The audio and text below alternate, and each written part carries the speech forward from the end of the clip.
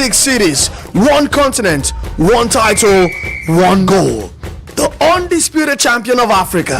Wake up, Africa! 2025 African Cup of Nations is here, and it's time to yalla.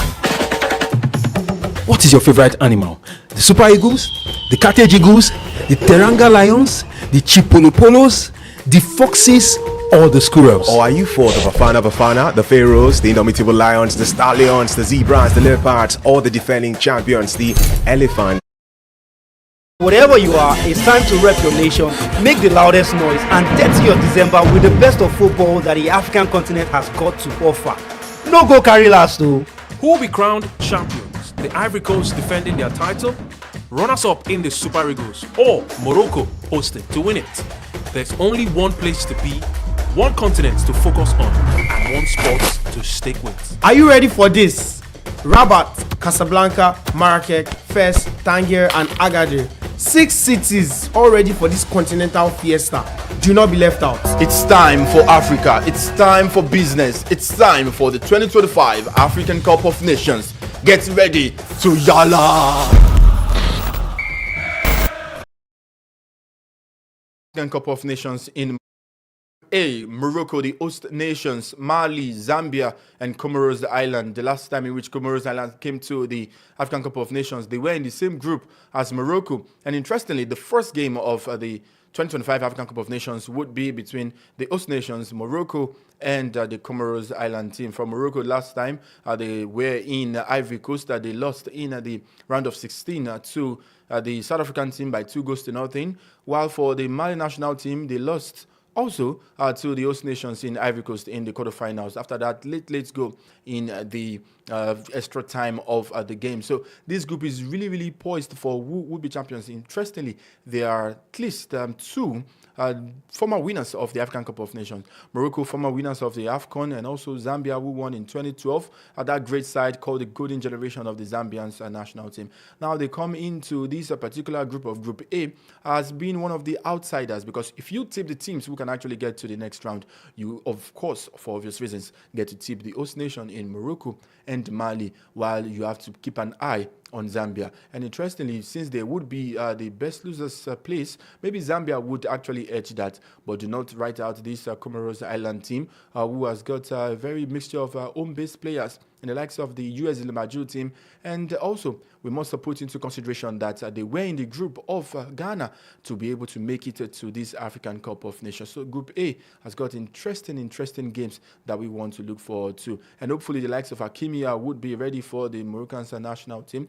While for the Comoros Islands, players will be hoping to make names for themselves at this particular tournament. Zambia has got interesting in Pascal Dakar will be looking at shining again on the African continent, while for the Mali national team, a blend of youthful exuberance should not be a case for this Mali team, while Mali would also be keeping an eye on their former coach in Eric Seko Chel, who is now of the Super Eagles of Nigeria. Interesting games you should not miss in Group A that has got Morocco, Zambia, Mali, and Comoros Island. This is the preview for Group A.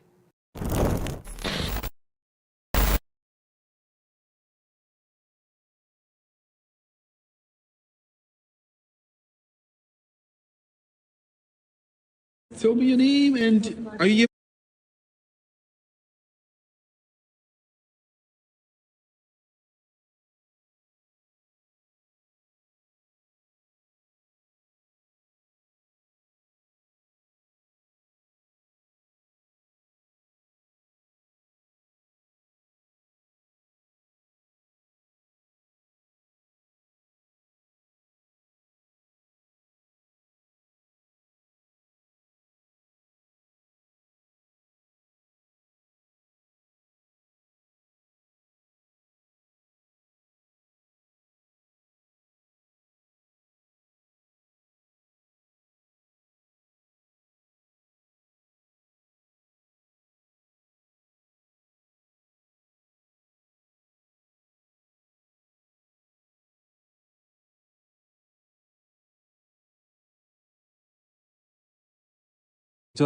historically wise, nobody can be compared to Mo Salah. Mo Salah, has made a history in the English Premier League, for 10 years, supporting Liverpool to win championships, for about like 10 years. So he's 33 years old. He's a legend. Omar Marmoush is okay. He's such a promising player, but he's still 24 or 25 years old. But he's in the right track. He's in the right track, but, like 8 or 9 years difference can never be compared to each other. For Mohamed Salah with Liverpool, you spoke about the title. Does Mohamed Salah need to win an African title, AFCON trophy, for Egypt to be the biggest? I hope so. We really put great hope, and we have a lot of aspirations and lots of hopes upon him. It might be a stress or pressure on him, but who knows? He might got the upper hand for the Egyptian team. This champ. I think he wants to end his career with winning the African Cup. That's his because he could qualify to the World Cup. He could qualify to with the he won with Liverpool the Premier League, the Champions League. So the only thing he's still missing is the African Cup of Nations for Egypt. So I think it will be a very good end for his professional career if we win this championship. Thanks so much for speaking to me. Thank you. Appreciate it. My pleasure.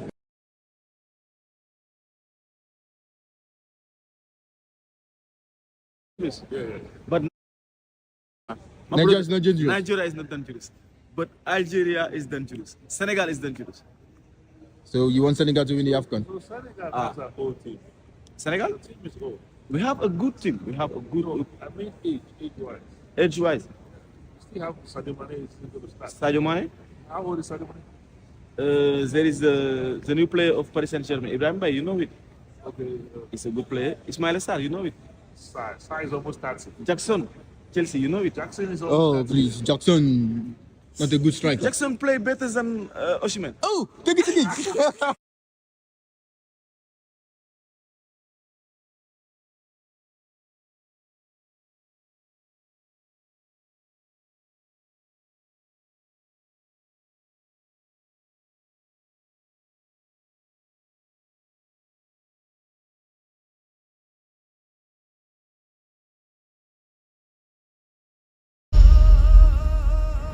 Morocco, 52 matches, 24 nations, 9 stadiums, 6 cities, 1 continent, 1 title, 1 goal.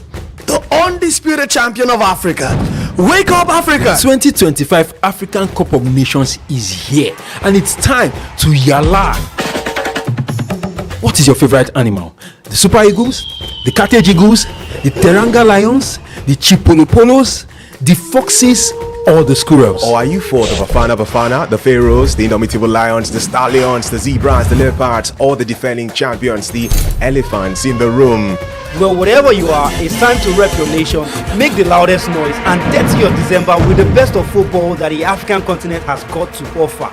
No go carry last though. Who will be crowned champions? The Ivory Coast defending their title, runners-up in the Super Eagles, or Morocco hosting to win it? There's only one place to be, one continent to focus on, and one sport to stick with. Are you ready for this? Rabat, Casablanca, Marrakech, Fes, Tangier, and Agadir. 6 cities all ready for this continental fiesta. Do not be left out. It's time for Africa. It's time for business. It's time for the 2025 African Cup of Nations. Get ready to yalla! African Cup of Nations in Morocco. Group A, Morocco, the host nations, Mali, Zambia, and Comoros Island. The last time in which Comoros Island came to the African Cup of Nations, they were in the same group as Morocco. And interestingly, the first game of the 2025 African Cup of Nations would be between the host nations, Morocco, and the Comoros Island team. From Morocco last time, they were in Ivory Coast. They lost in the round of 16 to the South African team by 2-0, while for the Mali national team, they lost also to the host nations in Ivory Coast in the quarterfinals. After that, late goal in the extra time of the game. So this group is really poised for who will be champions. Interestingly, there are at least two former winners of the African Cup of Nations. Morocco, former winners of the AFCON, and also Zambia, who won in 2012 at that great side called the Golden Generation of the Zambians national team. Now they come into this particular group of Group A as being one of the outsiders, because if you tip the teams who can actually get to the next round, you, of course, for obvious reasons, get to tip the host nation in Morocco and Mali, while you have to keep an eye on Zambia. And interestingly, since they would be the best losers place, maybe Zambia would actually edge that, but do not write out this Comoros Island team, who has got a very mixture of home-based players in the likes of the US Ilimaju team. And also, we must put into consideration that they were in the group of Ghana to be able to make it to this African Cup of Nations. So Group A has got interesting games that we want to look forward to. And hopefully the likes of Hakimi would be ready for the Moroccan national team. While for the Comoros Islands, players will be hoping to make names for themselves at this particular tournament. Zambia has got interesting names. Pascal Dakar will be looking at shining again on the African continent, while for the Mali national team, a blend of youthful exuberance should not be a case for this Mali team, while Mali would also be keeping an eye on their former coach in Eric Seko Chel, who is now of the Super Eagles of Nigeria. Interesting games you should not miss in Group A that has got Morocco, Zambia, Mali, and Comoros Island. This is the preview for Group A. To tell me your name, and are you here for the AFCON? My name is Ala Hashim from Egypt, coming to Morocco to support my Egyptian national team. Speaking of Egypt, what are your expectations of your country? The case was in the previous championships, we were not quite optimistic, but fortunately, we could win the championship in 2008, 2006, and 2008 and 2010. So let's be optimistic. I'm not quite optimistic, but anyway, let's hope. But, you know, if you ask me about who's going to win, I nominate Morocco to be in the top place, because they are the host of the championship, and because actually they are the strongest team these days. Let me ask you a very obvious question. Sure. In Egypt, the biggest, the most famous, Mohamed Salah or Marmoush? You know, historically wise, nobody can be compared to Mo Salah. Mo Salah, you know, has made a history in the English Premier League, you know, for 10 years, you know, supporting Liverpool to win championships, you know, for about like 10 years. So he's 33 years old. He's a legend. Omar Marmoush is okay. He's such a promising player, but he's still 24 or 25 years old. But he's in the right track. He's in the right track, you know. But, you know, like 8 or 9 years difference can never be compared to each other. For Mohamed Salah with Liverpool, you spoke about the title. Does Mohamed Salah need to win an African title, AFCON trophy, for Egypt to be the biggest? I hope so. You know, we really put great hope, and we have a lot of aspirations and lots of hopes upon him. It might be a stress or pressure on him, but you know, who knows? He might be he might got the upper hand for the Egyptian team this champ. I think he wants to end his career with the winning the African Cup. That's his because you know he could qualify to the World Cup. He could qualify to with the he won with Liverpool the Premier League, the Champions League. So the only thing he's still missing is the African Cup of Nations for Egypt. So I think it will be a very good end for his professional career if we win this championship. Thanks so much for speaking to me. Thank you. Appreciate it. My pleasure.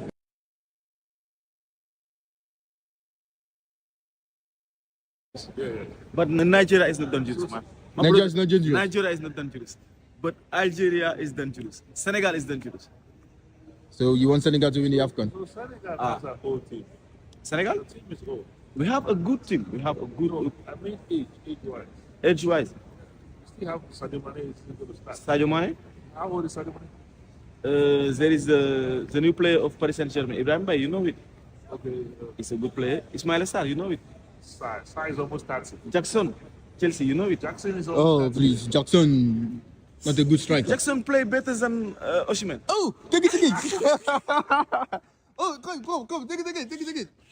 Are you joking? Are you serious? Jackson play better than Osimhen. Oh, what's the name? My Nigerian friends. I would post this. My Nigerian friends will find you. My Nigerian friends will say, hey, that guy, beat him. After you take my number, after the play of Nigeria, you call me. I will beat you.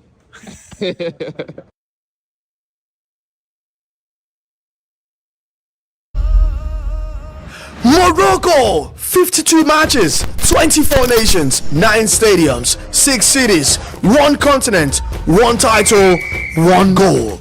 The undisputed champion of Africa. Wake up, Africa! 2025 African Cup of Nations is here, and it's time to yalla. What is your favorite animal? The Super Eagles, the Carthage Eagles, the Teranga Lions, the Chipolopolos, the Foxes, or the Squirrels? Or are you for the Bafana, the Pharaohs, the indomitable Lions, the Stallions, the Zebras, the Leopards, or the defending champions, the Elephants in the room? Well, whatever you are, it's time to rep your nation, make the loudest noise, and dirty your December with the best of football that the African continent has got to offer. No go carry last though. Who will be crowned champions? The Ivory Coast defending their title, runners-up in the Super Eagles, or Morocco hosting to win it? There's only one place to be, one continent to focus on, and one sport to stick with. Are you ready for this? Rabat, Casablanca, Marrakech, Fes, Tangier, and Agadir. 6 cities all ready for this continental fiesta. Do not be left out. It's time for Africa. It's time for business. It's time for the 2025 African Cup of Nations. Get ready to yalla!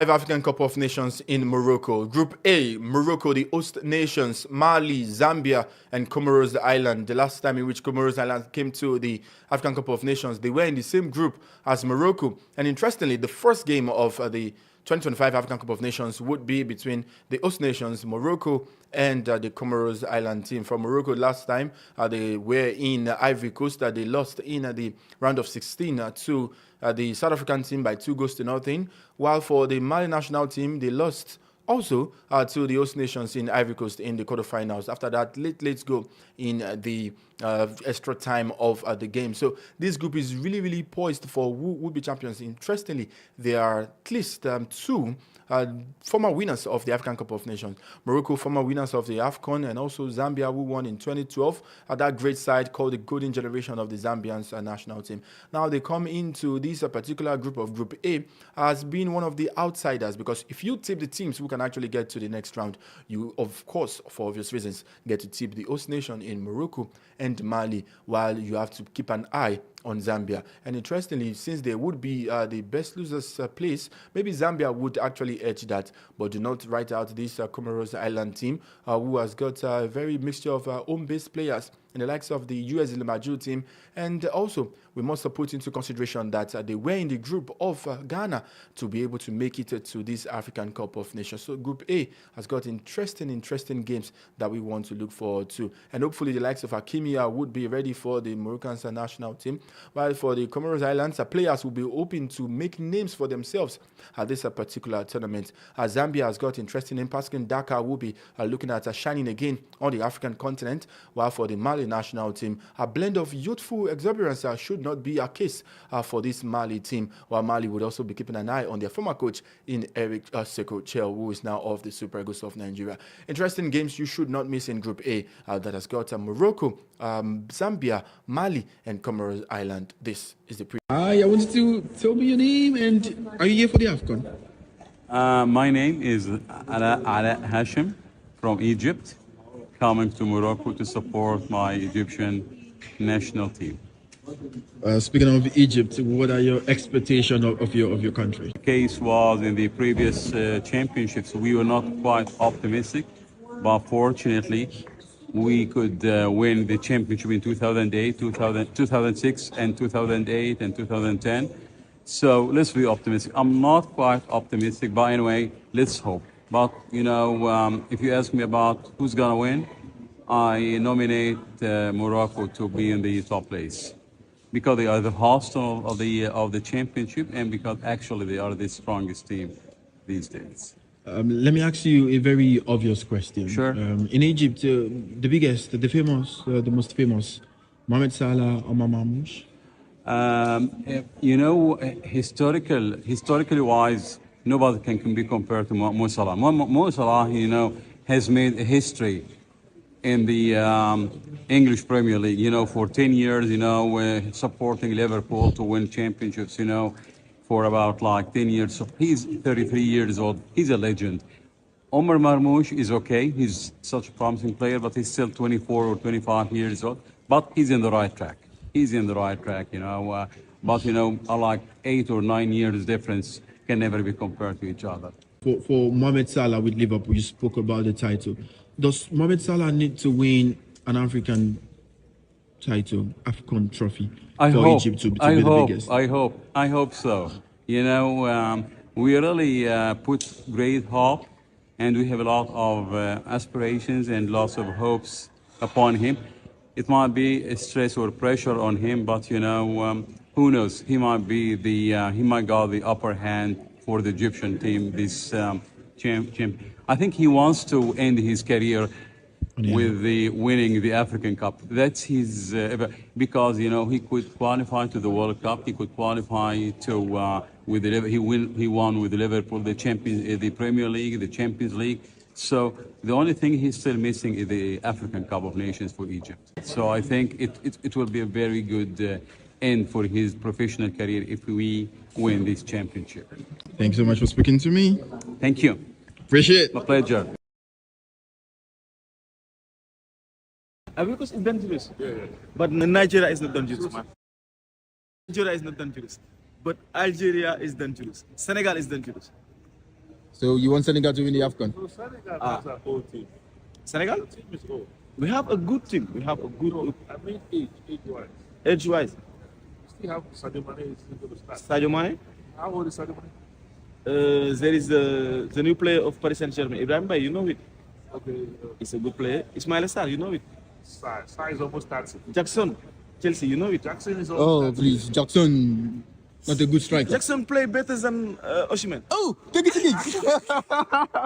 Oh, come, take it.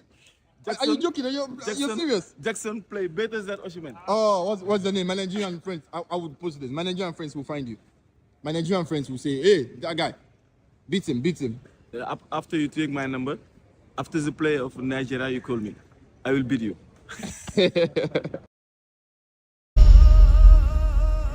Morocco, 52 matches, 24 nations, 9 stadiums, 6 cities, 1 continent, 1 title, 1 goal. The undisputed champion of Africa. Wake up, Africa! 2025 African Cup of Nations is here, and it's time to yalla. What is your favorite animal? The Super Eagles, the Carthage Eagles, the Teranga Lions, the Chipolopolos, the Foxes, or the Squirrels? Or are you for the Bafana, the Pharaohs, the indomitable Lions, the Stallions, the Zebras, the Leopards, or the defending champions, the Elephants in the room? Well, whatever you are, it's time to rep your nation, make the loudest noise, and dirty your December with the best of football that the African continent has got to offer. No go carry last though. Who will be crowned champions? The Ivory Coast defending their title, runners-up in the Super Eagles, or Morocco hosting to win it? There's only one place to be, one continent to focus on, and one sport to stick with. Are you ready for this? Rabat, Casablanca, Marrakech, Fes, Tangier, and Agadir. 6 cities all ready for this continental fiesta. Do not be left out. It's time for Africa. It's time for business. It's time for the 2025 African Cup of Nations. Get ready to yalla! African Cup of Nations in Morocco. Group A, Morocco, the host nations, Mali, Zambia, and Comoros Island. The last time in which Comoros Island came to the African Cup of Nations, they were in the same group as Morocco. And interestingly, the first game of the 2025 African Cup of Nations would be between the host nations, Morocco, and the Comoros Island team. From Morocco last time, they were in Ivory Coast. They lost in the round of 16 to the South African team by 2-0. While for the Mali national team, they lost also to the host nations in Ivory Coast in the quarterfinals. After that, late goal in the extra time of the game. So this group is really poised for who would be champions. Interestingly, there are at least two former winners of the African Cup of Nations. Morocco, former winners of the AFCON, and also Zambia, who won in 2012 at that great side called the Golden Generation of the Zambians national team. Now they come into this particular group of Group A as being one of the outsiders, because if you tip the teams who can actually get to the next round, you, of course, for obvious reasons, get to tip the host nation in Morocco and Mali, while you have to keep an eye on Zambia. And interestingly, since they would be the best losers place, maybe Zambia would actually edge that, but do not write out this Comoros Island team, who has got a very mixture of home-based players in the likes of the US Limaju team. And also, we must put into consideration that they were in the group of Ghana to be able to make it to this African Cup of Nations. So Group A has got interesting games that we want to look forward to. And hopefully the likes of Hakimi would be ready for the Moroccan national team. While for the Comoros Islands, players will be hoping to make names for themselves at this particular tournament. Zambia has got interesting in Pascal Dakar will be looking at shining again on the African continent, while for the Mali national team, a blend of youthful exuberance should not be a case for this Mali team, while Mali would also be keeping an eye on their former coach in Eric Seko Chel, who is now of the Super Eagles of Nigeria. Interesting games you should not miss in Group A that has got Morocco, Zambia, Mali, and Comoros Island. This is the preview for Group A.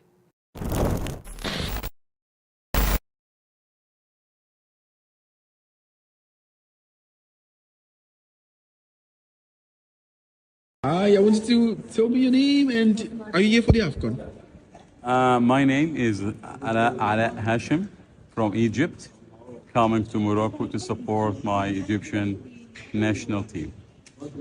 Speaking of Egypt, what are your expectations of your country? The case was in the previous championships, we were not quite optimistic, but fortunately, we could win the championship in 2008, 2006, and 2008 and 2010. So let's be optimistic. I'm not quite optimistic, but anyway, let's hope. But, you know, if you ask me about who's going to win, I nominate Morocco to be in the top place, because they are the host of the championship, and because actually they are the strongest team these days. Let me ask you a very obvious question. Sure. In Egypt, the biggest, the most famous, Mohamed Salah or Marmoush? You know, historically wise, nobody can be compared to Mo Salah. Mo Salah, you know, has made a history in the English Premier League, you know, for 10 years, you know, supporting Liverpool to win championships, you know, for about like 10 years. So he's 33 years old. He's a legend. Omar Marmoush is okay. He's such a promising player, but he's still 24 or 25 years old. But he's in the right track. He's in the right track, you know. But, you know, like 8 or 9 years difference can never be compared to each other. For Mohamed Salah with Liverpool, you spoke about the title. Does Mohamed Salah need to win an African title, AFCON trophy, Egypt to be the biggest? I hope so. You know, we really put great hope, and we have a lot of aspirations and lots of hopes upon him. It might be a stress or pressure on him, but you know, who knows? He might be he might got the upper hand for the Egyptian team. This champ. I think he wants to end his career with the winning the African Cup. That's his because you know he could qualify to the World Cup. He could qualify to with the he won with Liverpool the Premier League, the Champions League. So the only thing he's still missing is the African Cup of Nations for Egypt. So I think it will be a very good end for his professional career if we win this championship. Thanks so much for speaking to me. Thank you. Appreciate it. My pleasure. Dangerous. But Nigeria is not dangerous, man. Nigeria is not dangerous. Nigeria is not dangerous. But Algeria is dangerous. Senegal is dangerous. So you want Senegal to win the AFCON? So Senegal has a whole team. Senegal? The team is old. We have a good team. We have a good I mean age-wise. edge-wise. You still have Sadio Mane is still going to start. Sadio Mane. How old is Sadio Mane? There is the new player of Paris Saint-Germain, Ibrahim Bay, you know it. Okay. He's a good player. Ismail Sarr, you know it. Sarr is almost 30. Jackson, Chelsea, you know it. Jackson is Oh, almost 30. please. Jackson, not a good striker. Jackson play better than Osimhen. Oh, take it. Oh, come. Take it. Are you joking? Are you serious? Jackson play better than Osimhen. Oh, what's the name? My Nigerian friends. I would post this. My Nigerian friends will find you. My Nigerian friends will say, hey, that guy, beat him. After you take my number, after the play of Nigeria, you call me. I will beat you.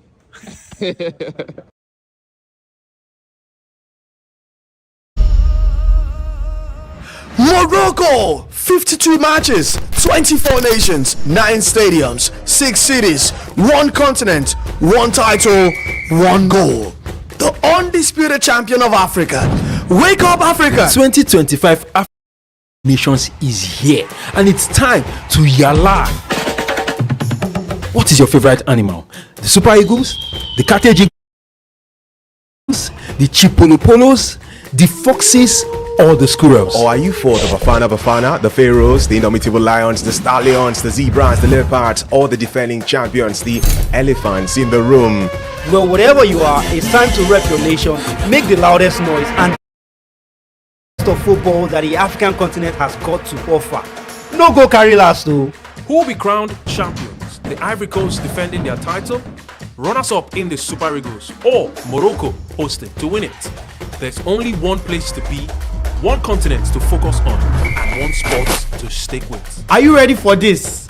Rabat, Casablanca, Marrakech, Fes, Tangier, and Agadir. 6 cities all ready for this continental fiesta. Do not be left out. It's time for Africa. It's time for business. It's time for the 2025 African Cup of Nations. Get ready to yalla!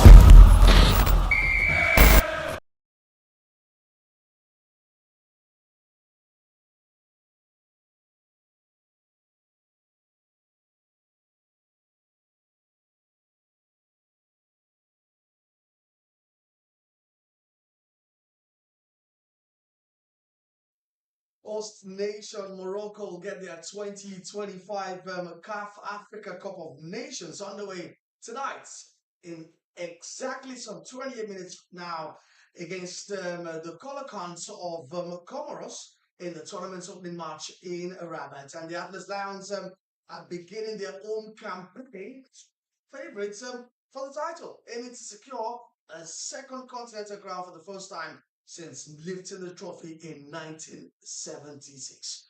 On that historical note, we welcome you to tonight's live watch-along as the Africa Cup of Nations, the 35th installment, kickstarts in Morocco. And we, right here at vivxsports, will be taking you through all the happenings from the opening game between the Atlas Lions of Morocco and Comoros. And joining me in doing that is Timi Owe and Interesting. We're together for Nigeria's final pre-tournament friendly against Egypt. That was last week Tuesday.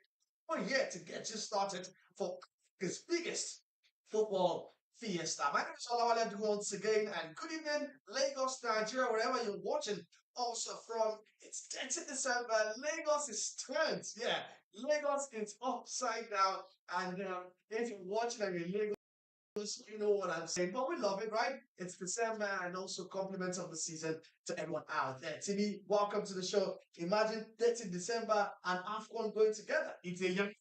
Oh, yeah. It's good to be to see you again. Yeah. It's a good one in Morocco, happening in December, festive period. The Premier League is having the festive matches. Everybody's having festivities all around. 30 December happening in Lagos all around. Madikoko is getting sent up. Too sad for Madikoko in the 8th minute of that game between the days here at Field.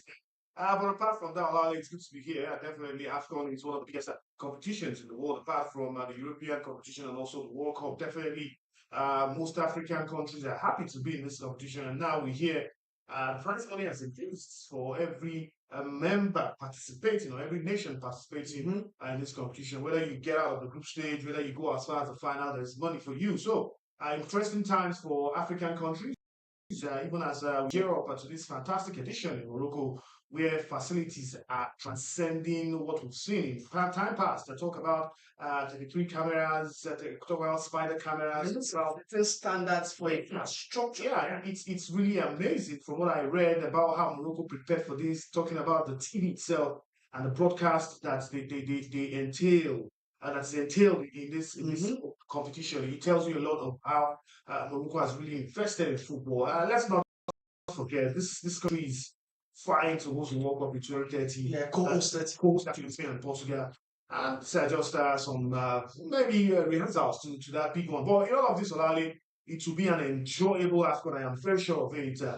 Considering the fact that we're playing in Morocco, where the climate is really cool, not hot like we had in Egypt in 2020. It's cold. It's really hot. Because I remember in Egypt 2019, yes, 2019, it was so hot that people were not playing at their best. And you remember the referee who had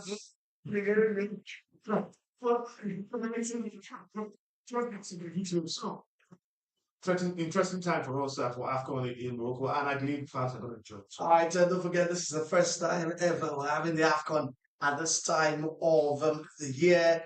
And yes, we're having games at places like Rabat, Casablanca, Marrakesh, Agadir, Tangier, and the Super Eagles are based in Fez. And yes, they have started getting ready for the opening game against the Taifa Stars of Tanzania. That game comes up on Tuesday. Lineup is out, but we'll get to the lineups later. We can also see live pictures from Morocco already, but we'll get into the lineups very much later on the show. But to me, let's talk about one of the biggest flashpoints that got a lot of people talking, has got opinions divided as well ahead of the tournament. And that is CAF President Patrice Motsepe announcing that Africa's premier football competition, it will be switching from being a biannual tournament to becoming a tournament that comes up every 4 years from 2029. This has not gone down well with some, and some are very much open-minded to it. I don't know where you stand on it. I'm not open-minded about it. We are dancing to the Europeans. We are dancing to the tunes of FIFA. Remember, this AFCON was supposed to take place in June, July, but because of the Club World Cup, it was moved from June, July to December, January. And now we're beginning to dance the tunes of the European clubs. And for me, the reason why we had 2 years interval for AFCON is because we still believe that the African football is still here to get to the stage where the European football is. We are still at that developmental stage where we still need to play more often for this competition. It's 2025. I still think we're developed. Yeah, just take a look. Take a look at it. African side that got to the semis of the World Cup. Yeah, that's Morocco. Just only Morocco. And I feel that in as much as most of our exports are going to European competition or European clubs, I think that's a fact. Then, in factoring that, okay, this competition has to change dimension, it has to change the cycle. I think it's a case of not really looking at what is best for Africa. It's looking at what's best for the European clubs that are paying our superstars and are employing some of our players. I think, for me, it doesn't bode well for me, it doesn't sit well with me. 4 years interval is not really good enough. It's like you'll be waiting for 4 years to see the African competition that we used to see every 2 years. I feel that whatever plans that they have, it's been influenced by the European clubs. So you think we're dancing to the tune of Absolutely. I'm not even talking about the UEFA, it's the ECA themselves. They are the ones influencing or instigating FIFA to take measures against Africa, because they say that fine. See, people forget. I think I mentioned the last time we were here. The reason why Africa has played the tournament every 2 years, at the beginning, we were not qualifying for the World Cup. So playing every 2 years was a way for African teams to continually get games on the belt. Then also it moved to the fact that it was a way for CAF to get revenue every 2 years. UEFA can afford to do every 4 years for the Euros. You know why? They have the Champions League. Yeah. It's a major cash cow for them. Yeah. Africa is not there yet with the CAF Champions League, and that's why we play every 2 years with TV revenue. But maybe there's a bit of sense in here. That see, with 4 years we can now align, to the European calendar. We could see how clubs were hesitant to release their players. In fact, the players 7 days before the tournament began. And it was because FIFA bent to their rules, or FIFA bent to their bid. Because normally you're supposed to release these players 2 weeks before the competition. If we had this competition in January, it would still be 2 weeks before the competition started that you start releasing players. You're still saying the same thing I've said already. The European clubs are the ones more or less trying to get this influence in Africa where we have tournaments every 4 years, no longer biannual.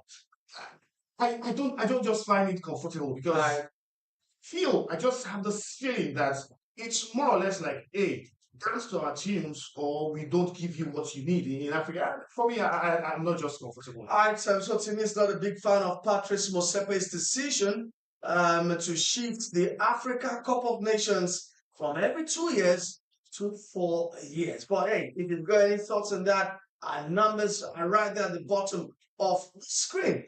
And that's it on your screen. AFCON to be hosted every 4 years after 2027 edition. And subsequent tournaments will hold in 2028. That's the one that involves, there's one in 2027. Yeah. Well, we have Kenya, Tanzania, and Uganda. Yeah. And we also have another one happening in 2028. And from 2032, the AFCON will be held every 4 years. Prize money for the winners increases to $10 million.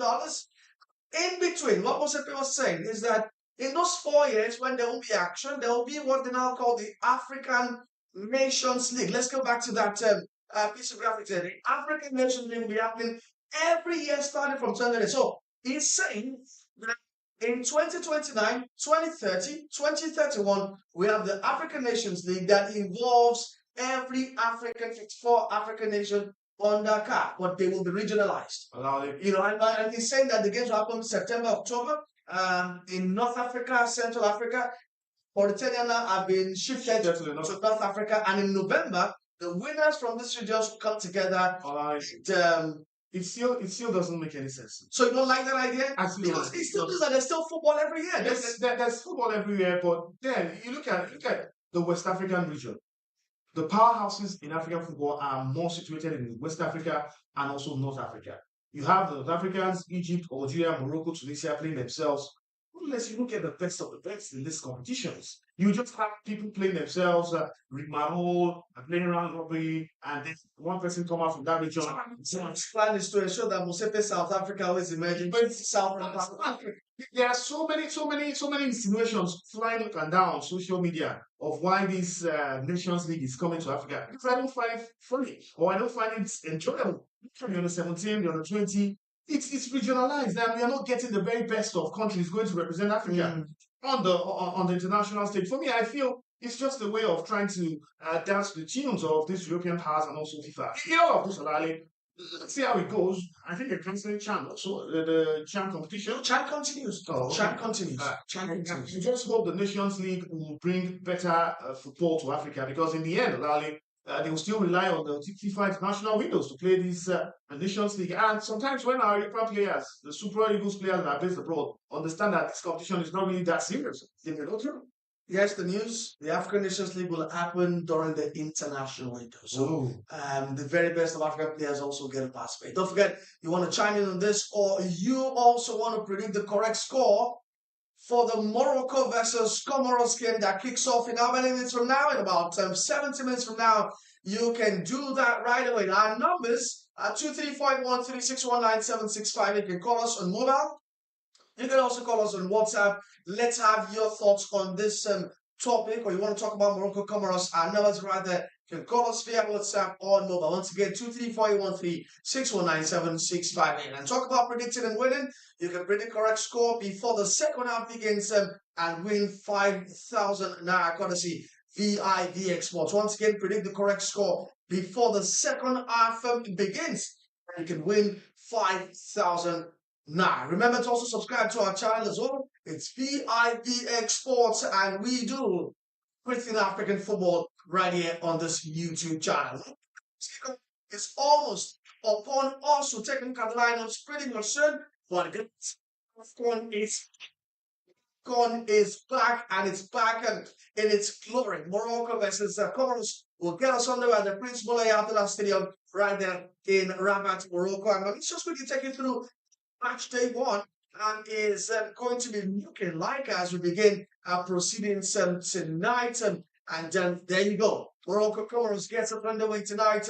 And come tomorrow, 22nd of December, Mali take on Zambia. There's also South Africa against Angola. It's really good. And also got Egypt versus Zimbabwe at 9 p.m. to wrap things up for match day 2. And match day 3, that's the 23rd of December. DR Congo, the reason why the Super Eagles will not be trying to get to the World Cup. They're up against the Cheetahs of Benin, and we'll also have Senegal against Botswana. That's the Lions against the Zebras. While on the 23rd as well, 6:30 p.m., the Super Eagles of Nigeria take on the Tiger Stars of Tanzania, and you've got live coverage right here on vivxsports. Right, on Tuesday as well, the Comfort Eagles are up against the Cranes of Uganda. And on Christmas Eve, 24th of December, it's Burkina Faso versus Equatorial Guinea, Algeria up against Sudan, Cote d'Ivoire against Mozambique, then Cameroon will face the Panthers of Gabon. Timi, which one jumps down on you real quick as we start baptizing ourselves into the very best of African football? It has to be Nigeria, Tanzania. That's the biggest one of all. You look at the fixture, Nigeria playing against the Taifa Stars of Tanzania, and it's a game where the Super Eagles will try to put their marker on the AFCON and try to show the world that, hey, even though we missed out on the World Cup, we're ready to still shine at this AFCON. I feel that that's the biggest game going into the Christmas period. And if the Super Eagles get to win, I think it's going to be a jolly well Christmas for every Nigerian football fan. All right, our producers at vivxsports have also helped us curate the 3 top 5 moments from the last edition of the Africa Cup of Nations right there in Ivory Coast tournament. We came so close, it was yet too far for us. And there you go. Let's go. Yeah, you want. What I think we have not to drink too much for Mali coach and tell at Ivory Coast impossible. And they had to pour down his head. But funnily enough, he's now the coach of the Super Eagles. Yeah. Are we going to pour down his head again? No, he's looking at voodoo actually. He's looking at voodoo. All right, let's take a look at another top moment from the AFCON in Ivory Coast. Just in tournament. A throwback. 4th and 14. Yeah. Guys, the man has to apologize. Sorry. I think this was one hell of a picture, man. It was everywhere on social media. Our Ivorian uncle was shooting a shot. Yeah, he was trying to slide into the DM, man. Wow.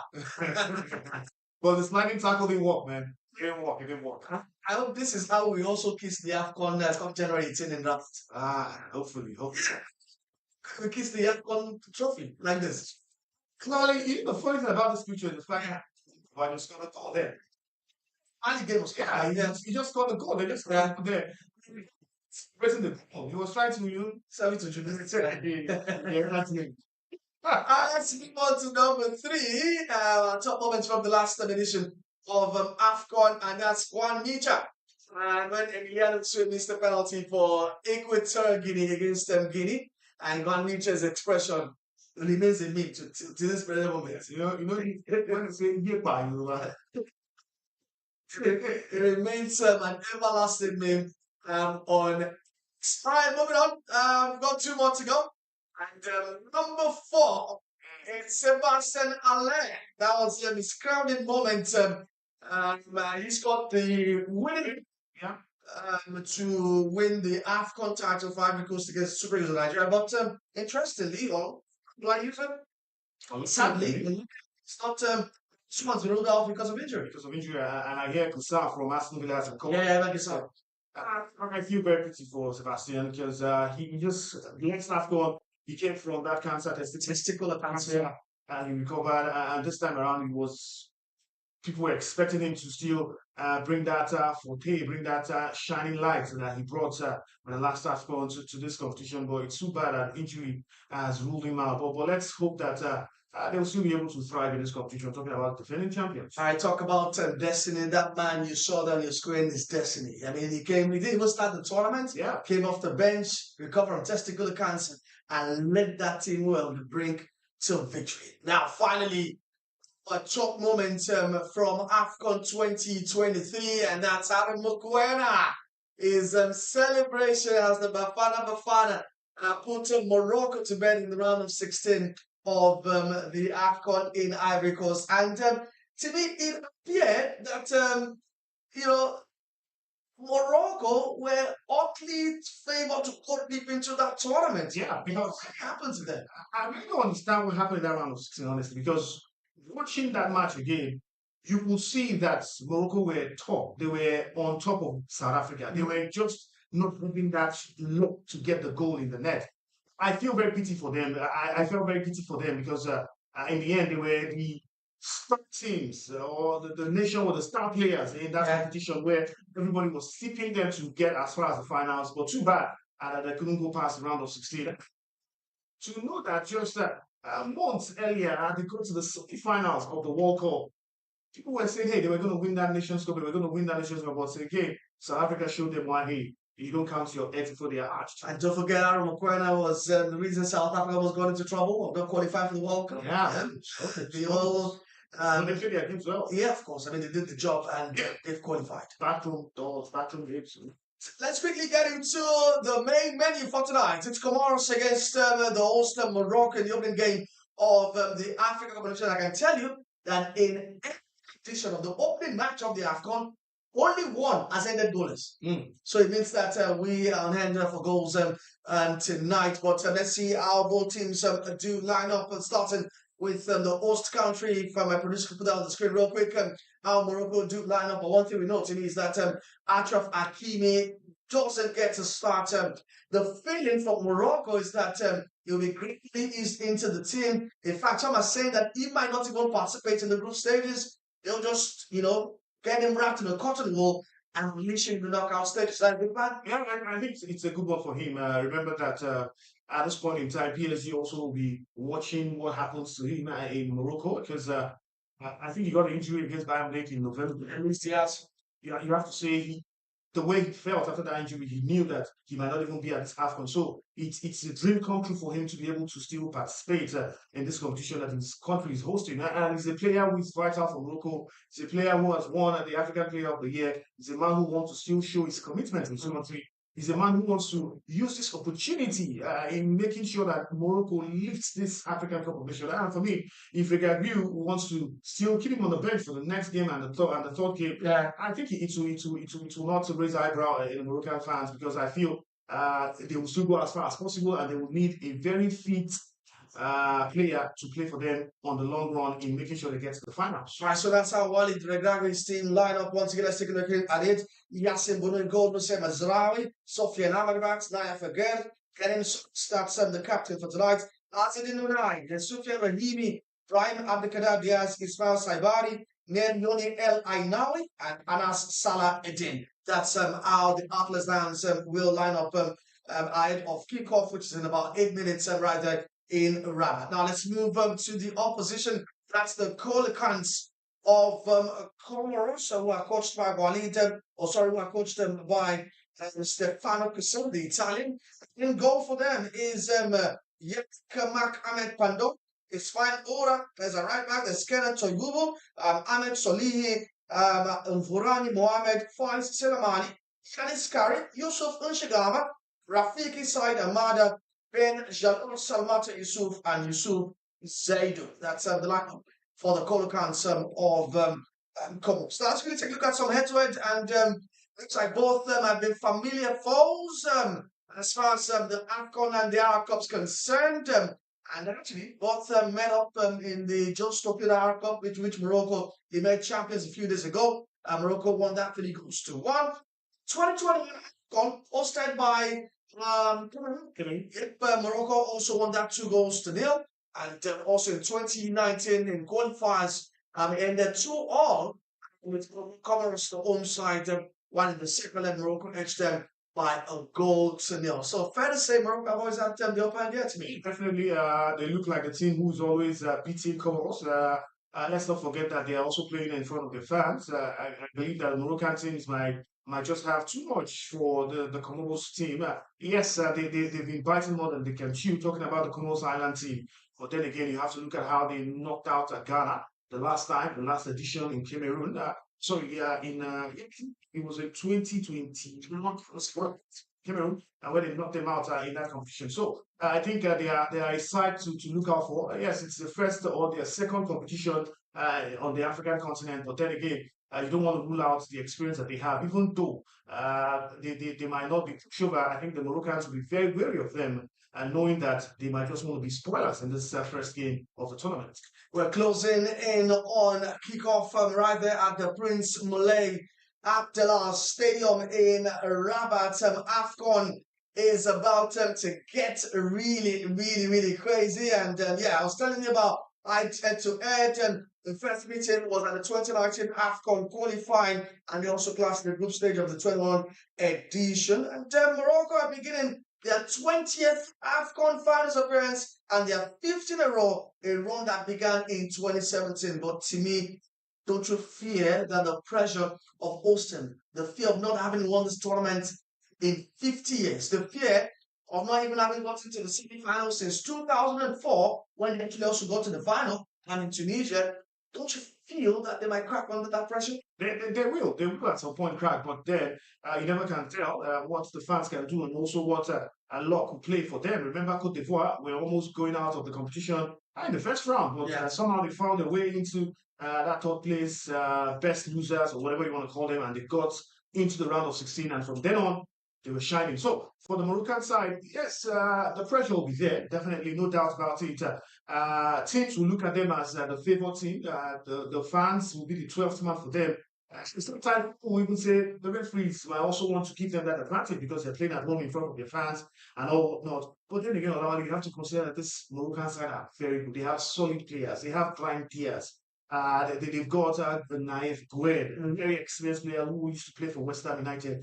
They have Bruno, who is a fantastic goalkeeper from his days at Sevilla before moving to Saudi Arabia. So I feel that they have a very good squad, a very experienced squad. And also they have a coach who has been with them since ages. He took them to the World Cup in 2022, got them to the semi-final, and definitely at this point in time, playing at home with the home fans, hosting, think the pressure will be there, definitely, no doubt. But I don't think they want to crack pressure. I think they want to use that pressure to mount and soar as far as possible in this competition, even going to win it. I will get live pictures ready from Rabat. You can see Wale Adigun, the space manager, who said something recently. He said, before he became coach, Morocco was content with qualifying for the AFCON. Fine, maybe for the World Cups, but he thought that was nonsense. He shouldn't be content with just qualifying. The last time I used to think Morocco were competing was when they had this year's star player. I can't remember. Mustafa. Yeah, I think that was when they used to compete. His final was 2004. Yeah, it's been a long time. It's been a long time for them. I look like a team who really wants to go all out and win. Keep to your side. I mean, Morocco back there were a team who you knew there was quality there. You know, it was exciting, but they will never, or crack the code. Yeah. They're not like an Egypt. They're like Tunisia. Exactly. But it was an exciting team. Nuruddin Ibet, Mustafa Adigun, his brother, Yusuf Haji, those years. I think one of the things that made them more or less that star-studded side now is the fact that they have so many players playing in the European League. Yeah. I think that's what has always added that advantage for them at this point in time, looking at them as one of the favorites of every competition and also looking at them as one of the teams to beat on the African continent. All right, we can see that pictures of, the king of Morocco, the young king, and going through and, saying handshake with the Blitz, Gianni Infantino, and in that queue alongside CAF President Patrice Motsepe as well. So we're kicking off very much soon, but we're going to take a very short break. And when we come back, we get straight into the game. Our referee for tonight is Jacques Ndala. But we'll tell you more about the main in as far as this opening game is concerned. It's live right here on vivxsports. I'll bring it to you the opening game of the 35th edition of the Africa Cup of Nations between Morocco and Comoros.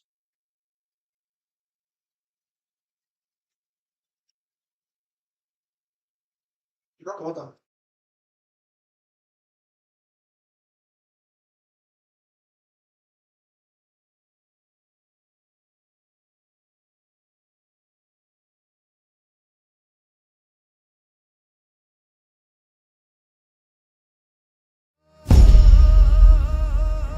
Morocco, 52 matches, 24 nations, 9 stadiums, 6 cities, 1 continent, 1 title, 1 goal.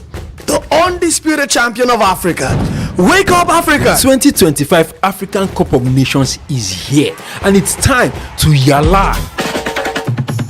What is your favorite? The Super Eagles, the Carthage Eagles, the Teranga Lions, the Chipolopolos, the Foxes, or the Squirrels? Or are you for the Bafana, the Pharaohs, the indomitable Lions, the Stallions, the Zebras, the Leopards, or the defending champions, the Elephants in the room? Well, whatever you are, it's time to rep your nation, make the loudest noise, and dirty your December with the best of football that the African continent has got to offer. No go carry last though. Who will be crowned champions? The Ivory Coast defending their title, runners-up in the Super Eagles, or Morocco hosting to win it? There's only one place to be, one continent to focus on, and one sport to stick with. Are you ready for this? Rabat, Casablanca, Marrakech, Fes, Tangier, and Agadir. 6 cities all ready for this continental fiesta. Do not be left out. It's time for Africa. It's time for business. It's time for the 2025 African Cup of Nations. Get ready to yalla! African Cup of Nations in Morocco. Group A, Morocco, the host nations, Mali, Zambia, and Comoros Island. The last time in which Comoros Island came to the African Cup of Nations, they were in the same group as Morocco. And interestingly, the first game of the 2025 African Cup of Nations would be between the host nations, Morocco, and the Comoros Island team. From Morocco last time, they were in Ivory Coast. They lost in the round of 16 to the South African team by 2-0, while for the Mali national team, they lost also to the host nations in Ivory Coast in the quarterfinals. After that, late goal in the extra time of the game. So this group is really poised for who would be champions. Interestingly, there are at least 2 former winners of the African Cup of Nations. Morocco, former winners of the AFCON, and also Zambia, who won in 2012. That great side called the Golden Generation of the Zambians national team. Now they come into this particular group of Group A as being one of the outsiders, because if you tip the teams who can actually get to the next round, you, of course, for obvious reasons, get to tip the host nation in Morocco and Mali, while you have to keep an eye on Zambia. And interestingly, since they would be the best losers place, maybe Zambia would actually edge that, but do not write out this Comoros Island team, who has got a very mixture of home-based players in the likes of the US Limaju team. And also, we must put into consideration that they were in the group of Ghana to be able to make it to this African Cup of Nations. So Group A has got interesting games that we want to look forward to. And hopefully the likes of Hakimi would be ready for the Moroccan national team. While for the Comoros Islands, players will be hoping to make names for themselves at this particular tournament. Zambia has got interesting in Pascal Dakar will be looking at shining again on the African continent, while for the Mali national team, a blend of youthful exuberance should not be a case for this Mali team, while Mali would also be keeping an eye on their former coach in Eric Seko Chel, who is now of the Super Eagles of Nigeria. Interesting games you should not miss in Group A that has got Morocco, Zambia, Mali, and Comoros Island. This is the preview for Group A.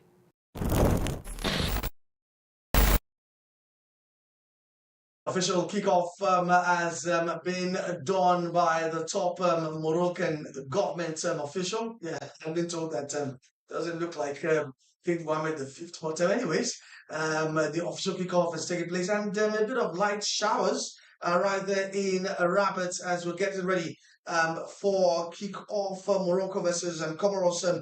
And yes, Morocco will get us on the way. Jean-Jacques Ndala is the referee for tonight. And don't forget as well that we have VAR for the Africa Cup of Nations. So, hey, everything will go through the video.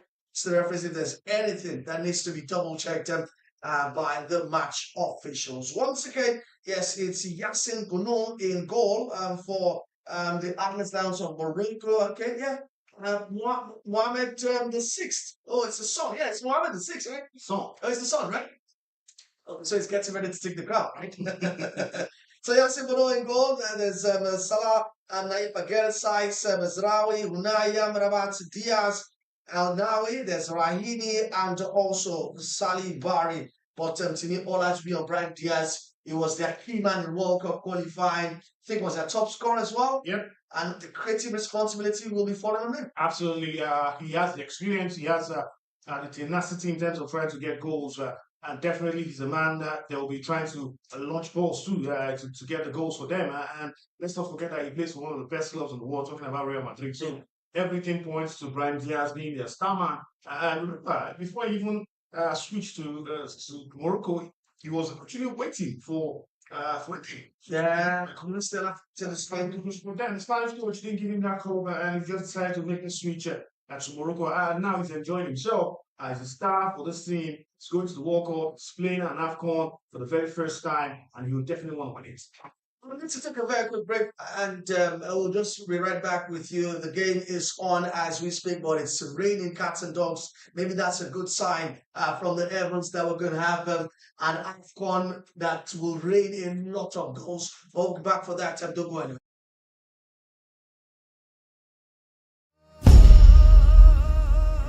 Morocco! 52 matches, 24 nations, 9 stadiums, 6 cities, 1 continent, 1 title, 1 goal. The undisputed champion of Africa. Wake up, Africa! 2025 African Cup of Nations is here, and it's time to yalla. What is your favorite animal? The Super Eagles, the Carthage Eagles, the Teranga Lions, the Chipolopolos, the Foxes, or the Squirrels? Or are you for the Bafana, the Pharaohs, the indomitable Lions, the Stallions, the Zebras, the Leopards, or the defending champions, the Elephants in the room? Well, whatever you are, it's time to rep your nation, make the loudest noise, and dirty your December with the best of football that the African continent has got to offer. No go carry last though. Who will be crowned champions? The Ivory Coast defending their title, runners-up in the Super Eagles, or Morocco hosting to win it? There's only one place to be, one continent to focus on, and one sport to stick with. Are you ready for this? Rabat, Casablanca. Thanks for staying with us. It's vivxsports, and we'll bring it to you the opening game at the 30-piece AFCON between Morocco and Comoros right there in Rabat. And looks like the rain just wanted to do it, though, Shakara, because it has massively subsided and it's clear skies, and the players can get on with the sense of trying and to get the goals to get us on the way at AFCON. Morocco 0, Comoros 0, and we are almost 4 minutes into this one. And long pass coming from the right to left. It's Morocco trying to put some early pressure on Comoros. Fantastic interchange of passes. Sofiane Amrabat goes left and finds Diaz. Morocco trying to just size the opposition, but Comoros regain the ball, and they'll rely on a lot of fast breaks. And Morocco will have to be very, very alive to Comoros' danger from counter-attacks. Absolutely, they have to be very careful about the way they open up their backs. Definitely, the Comoros team know that they are coming in here to defend. They are coming in here to play on the counter, and that's what they'll be looking for, those loose balls, those loose passes. The Moroccans will be letting up. And definitely they want to run on that counter, hoping that Sahid will be able to approach on any goal they give to him to score goals. But then we understand that the Moroccan team also, and that's why they're having at least 2 or 3 people behind that defensive position, or just behind the player. In fact, 2 of them actually are in that central mode to make sure that any counter attacks from the Comoros team will be nullified. Lovely cross into the box from Morocco. As they try to send a cross in, cross comes in. But no one to connect as Morocco clear off the danger. But Morocco will come on to, through Ainawi. Morocco taking it easy. Brian Diaz picking the ball up. It's a lovely pass into Sofiane Raini. Was in the box, tries to find some connect, but lovely piece of defending from Comoros right there. Absolutely fantastic one from the defender, and now he's taking on that one. But then you have to say it was a very tricky one in that defense line, opening up space for Morocco to playing passes into the box. But now they've been very lucky. Naif Agüed also nullifying that counter attack from the number 7 jersey for Comoros. Fouled in there once again. Comoros were on the break. Morocco will have to be very much careful as we see a replay of Sophie Riley sending that cutback pass. But no one to really connect in there.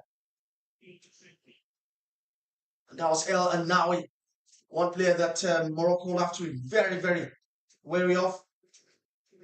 El Anawi plays his football right there with AS Roma, 24 years old. Comoros now with the ball, trying to also enjoy their own fill of early possession. Soli, centre back, sends a long pass, but that will go out for a throw. Morocco must be very careful not to underrate this Comoros side, who accounted for Ghana's exit, like we mentioned earlier on. Yeah, and in their qualifiers, they remained undefeated. We're having the likes of Tunisia, Gambia, and also Madagascar in Group A. So you have to say they have their own stuff too. They have their own opponents too, in a way, because if you have Tunisia in your group and you remain undefeated against Tunisia, who is also a superpower in European or in African football, definitely it means that you are a key to watch out for. And let's not forget, like I said earlier, they knocked out Ghana. They finished third in their group in that year of the cup. Brian Diaz trying to weave into that box, but crowded. Morocco trying to take it easy.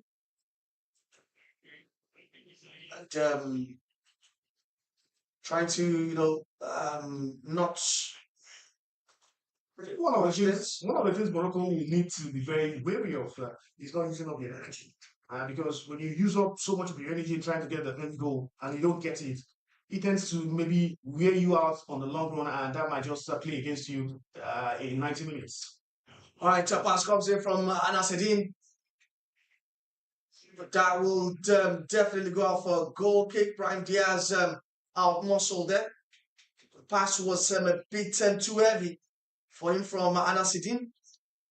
That rolled out for a goal kick. But still interesting start to this one between Morocco and Comoros.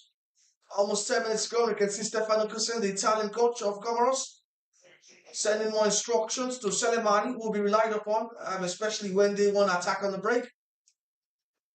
I think one of the things they'll be banking on is that counter that they'll be trying to build, soak the pressure, allow the Moroccans play into their own half, and just wait for that big ball to Salimani, who always wants to run and also find Saeed, the number 11 shirt, to keep the pass through if they can just get that early goal. But it's going to be very difficult to allow early. But hey, we know football. In football, anything can happen. All right, Morocco on the break again through Ibrahim Diaz. Finds Saibari. Samari rolls into the box. Will that be a penalty? Jacques Ndala says play on. Comoros still with Ibrahim Diaz. Been very much lively in these early stages. Tries to beat this man. It's been felled in and it's going to be a penalty. Morocco have been awarded a penalty in the 9th minute of this opening game. We talked about how lively Ibrahim Diaz, the Real Madrid player, has been. Anthony, that was like, maybe the second time of asking. He tried to nutmeg his opponent, that's Mohamed. The tackle for Mohamed was a bit clumsy. You don't stay behind the defender in your 18-yard box trying to get the ball. You go in front of him. I think this tackle from him, the idea of trying to get the ball behind Brian Diaz it looks very clumsy. He looks very inexperienced. And for a defender of that magnitude in this kind of competition, you don't stay behind the attacker trying to get the ball in the 18-yard box. You try to go in front of him. Even if he wants to get past you, you try to at least still put your body on the loop. This time he was just trying to stretch his legs behind to get the ball from Brian Diaz. And that cost him heavily here as they've considered a penalty. Morocco penalty right there in Rabat. And it's the opportunity to score the open goal of this tournament. Sofian Rahimi will be standing over that one. The Al Ain centre forward is aiming against Pando, the Comoros goalkeeper. And a chance to put Morocco in front. A chance to also send a statement to the continent. And he misses. Raheem misses in Rabat. Timi, what a way to get this AFCON started. Well, we talked about pressure here, and we're saying the pressure should be able to slow them, the pressure should be able to push them. But this time, I think the pressure to score this goal really didn't help at all for Morocco here. But also the goalkeeper also who dived to the right place. A fantastic idea from him. He guessed right, and he saved Comoros from conceding early in this match. The only time an AFCON host has played to a goalless draw in the opening match was when South Africa well to a goalless draw by Cape Verde back in 2013. I don't think this game will. We don't think it's going to end goalless, right? I don't think so. The first opportunity that could definitely have gotten us our first goal has been fluffed by the Moroccan striker Sofiane Rahimi. And you have to give credit to the goalkeeper earlier. I think the goalkeeper standing his ground in this crowd, the shout, the chants, the noise, was able to keep calm and just wait for where the ball was going to and dive there. Fantastic save from the goalkeeper. And Comoros will have him to thank if they can get a point here. The highest scoring AFCON opening match involving host nation came back in 2010 when Angola surrendered a 4-0 lead to draw 4-4 with Mali. Crazy. Are we going to get those sort of scores tonight in Rabat? 12 minutes gone. Morocco 0, Comoros 0. If you're just joining, you haven't missed that much, but welcome to our channel, vivxsports. Remember to subscribe to our channel as well. And you can still drop in your correct score predictions as well. But they are invalid once the whistle for the second half gets sounded. So you can win 5,000 for your efforts as well. As Morocco still trying to smart. Let's take a look at that miss again.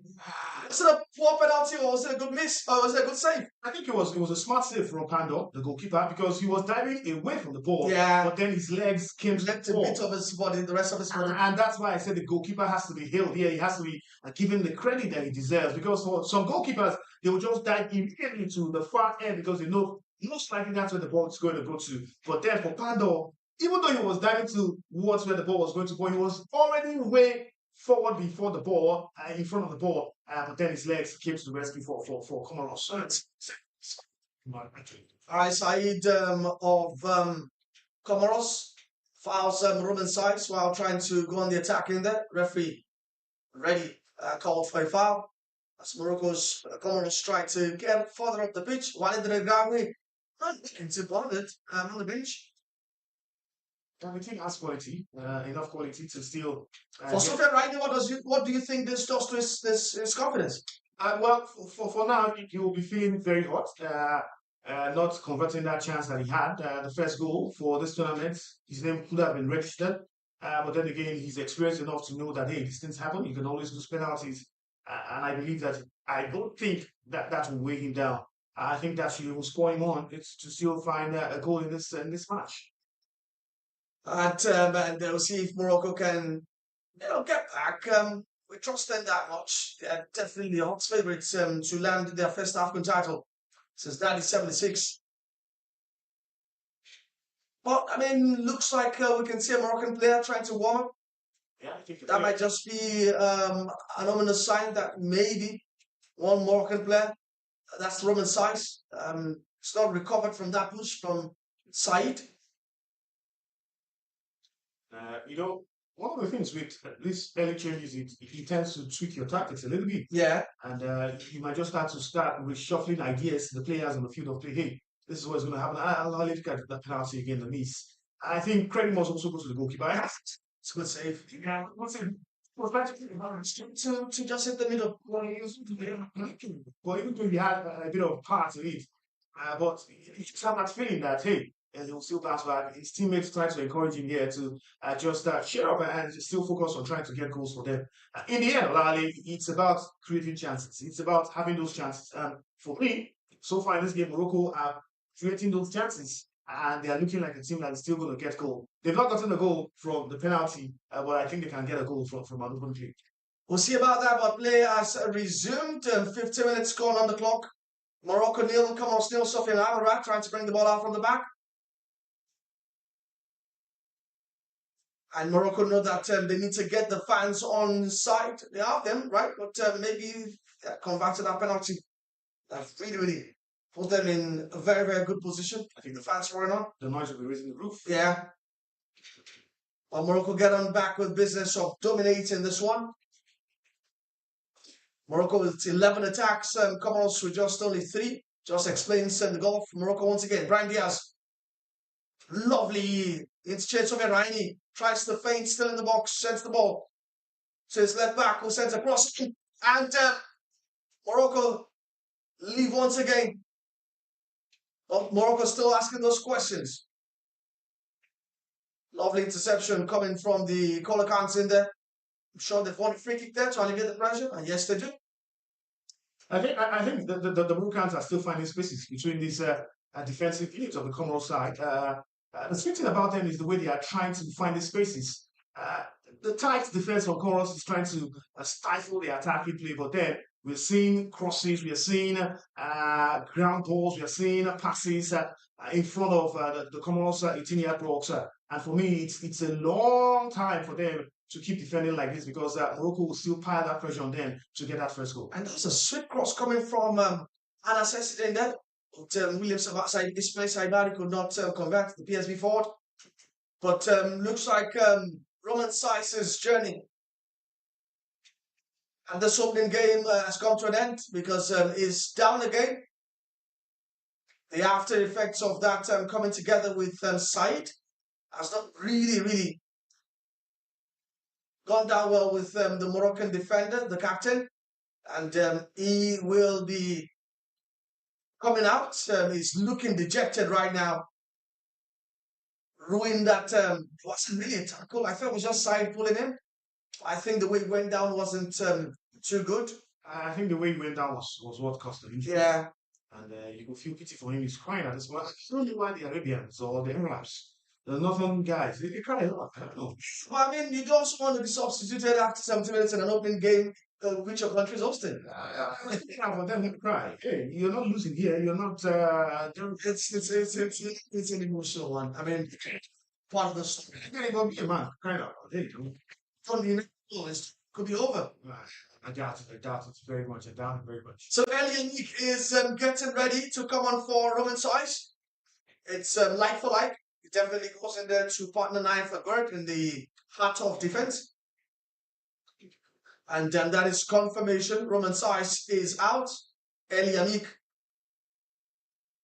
will be coming on for the Moroccan defender. And talk about El Yamik.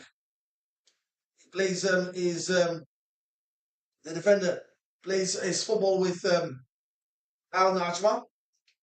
That's right there in Morocco. He's 33 years of age. It's a big step up for him at the AFCON Cup of Nations. You need to come in and just slot him because with the Roman Saiz comes with a lot of experience and pedigree as well. Yeah, big player.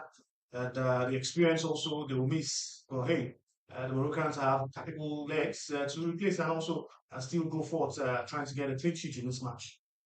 Comoros seem to have managed to take the sting away from Morocco for a bit. Will look somewhat shell-shocked that Sofian Raimi missed that penalty. Morocco get a throw on that right-hand side. A chance for them to also put something together. Not been able to see anything from an attacking standpoint from Comoros. Lovely pass towards side. There will beat the goalkeeper, but referee says play on. The flag still remains. The goalkeeper is off his line. That was a risky one there for the Moroccan defense. Well, finally, they are still red flags for offside. I think it was just the benefit of the doubt. Yeah. Waiting for the goal to happen first before raising his flag. Yeah. I know it was a good move, but the offside also played a part. Maybe him not converting. Maybe he knew he was offside already. But then, chances like this, you just have to still bury them before the flag is raised so you can know that, hey, I did my job. The flag just couldn't let me have the goal. All right, Morocco attack again. 1-eye to Amrabat. Amrabat finds that's Brian Diaz now. The Manchester United right back or wing back, whatever you call him, on the Ruben Amorim system. He also will definitely be one of the players that Morocco will be looking for to find inspiration. Naifagwe now. Goes back to El Jamik. Was just come on. Lovely pass to Osuna. On Comoros sense danger there. I think what Comoros are trying to do might not just work in the end because they are just keeping one in up front. That is very cumbersome for him to try and get one. I think just waving his hand and saying, hey guys, we need to attack if we want to get goals here. Because he's the only man left in front, trying to see if he could just push the attack for the Comoros side. I think they're defending too deep, and the Moroccans are still not utilizing the opportunity to score a goal against. Trying to be compact in their 5-4-1. Yeah. Trying to rely on counter-attacks. As in 9 once again. Another key man into trying to unlock Comoros tonight.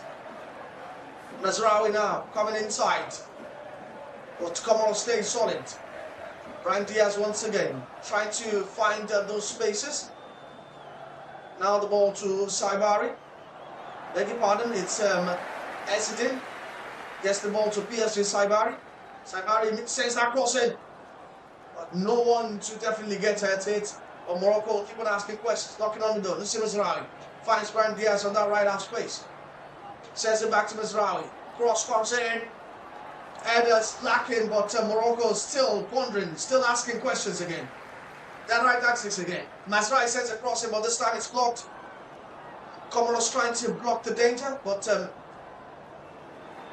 Brian Diaz has been a menace on that right hand side, but appears that Comoros player is gone down.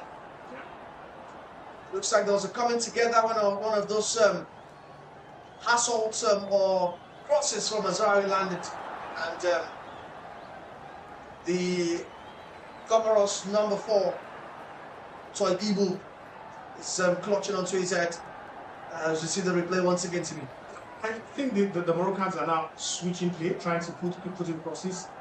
They know that it's been pretty tight in trying to get the balls on the ground into the 18-yard box. It's been very, very difficult for them to get through.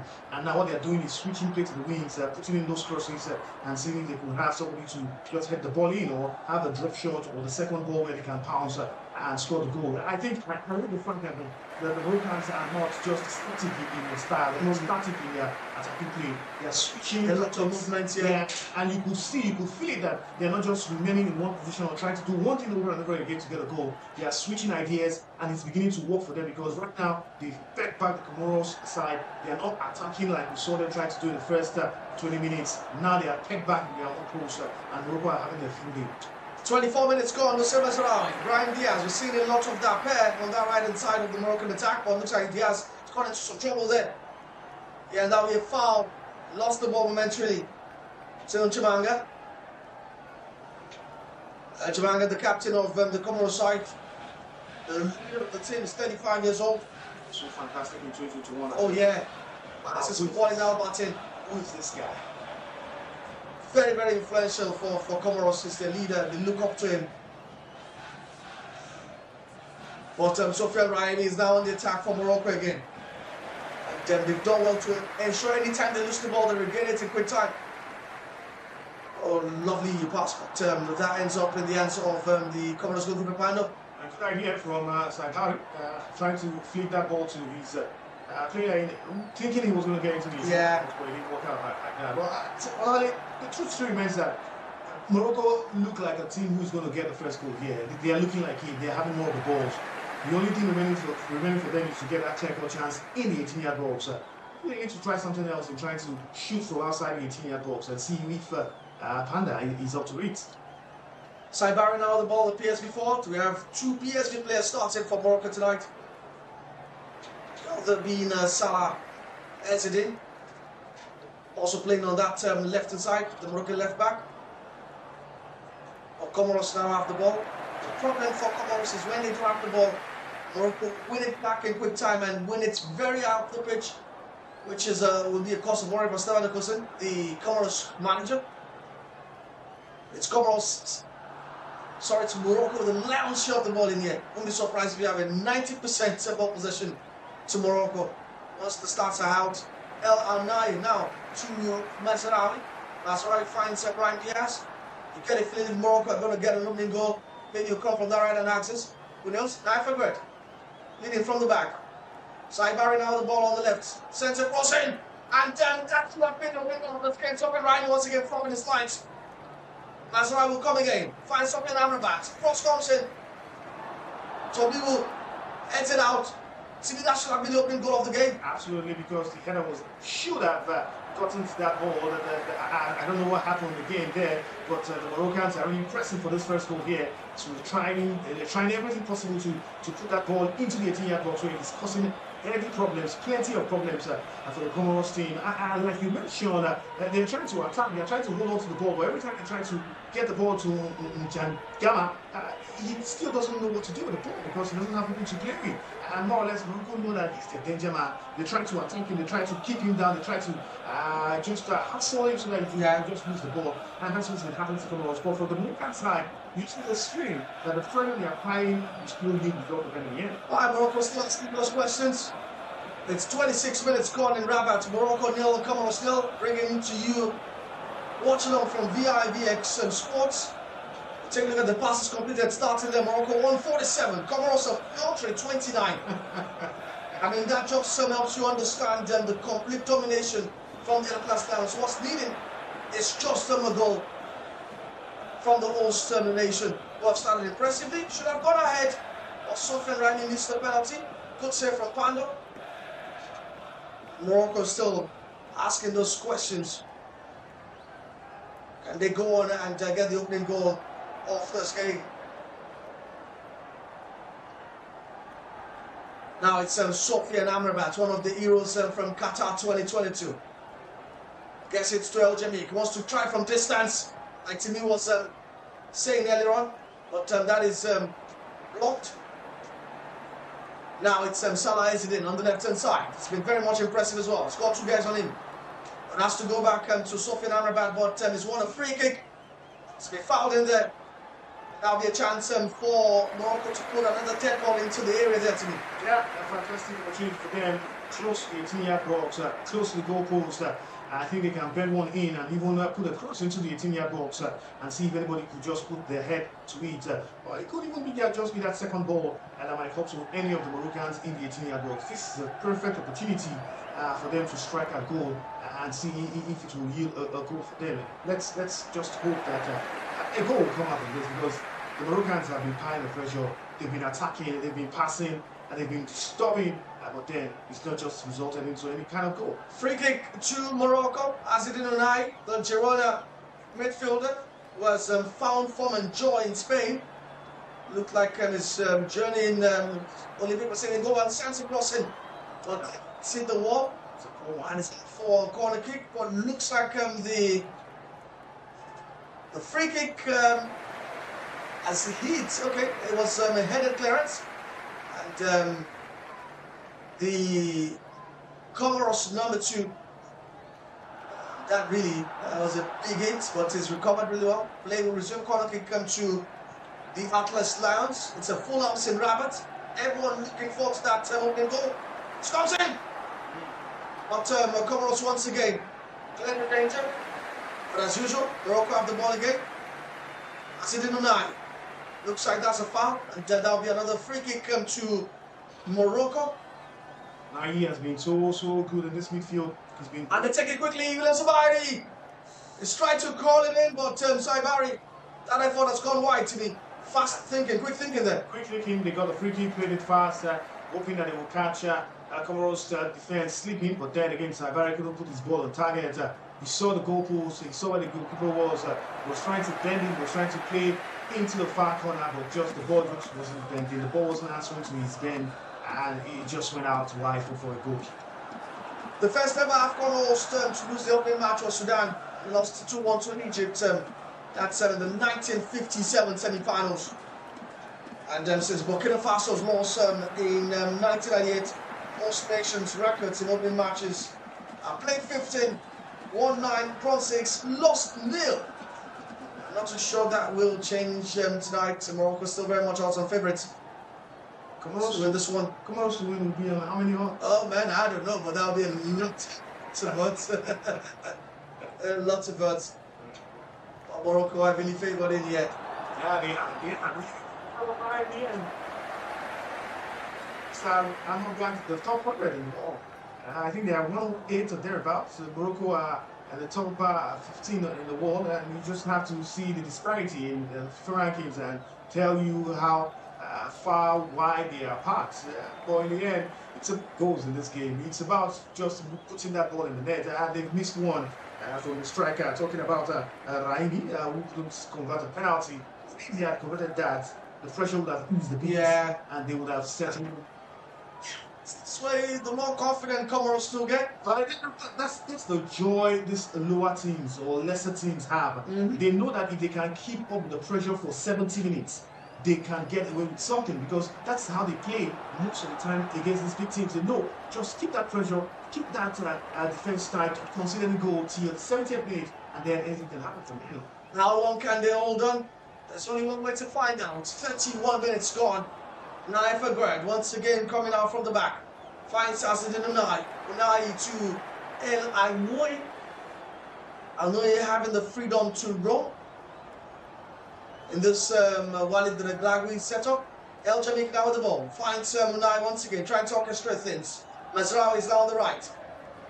Mazraoui gets back to Unai, who sends a cross in. But Comoros clear the line once again. And they do it calmly this time. Trying to find that out ball.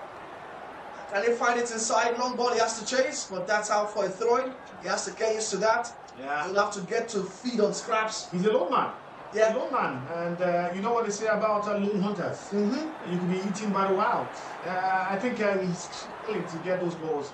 He will struggle to get those balls, actually.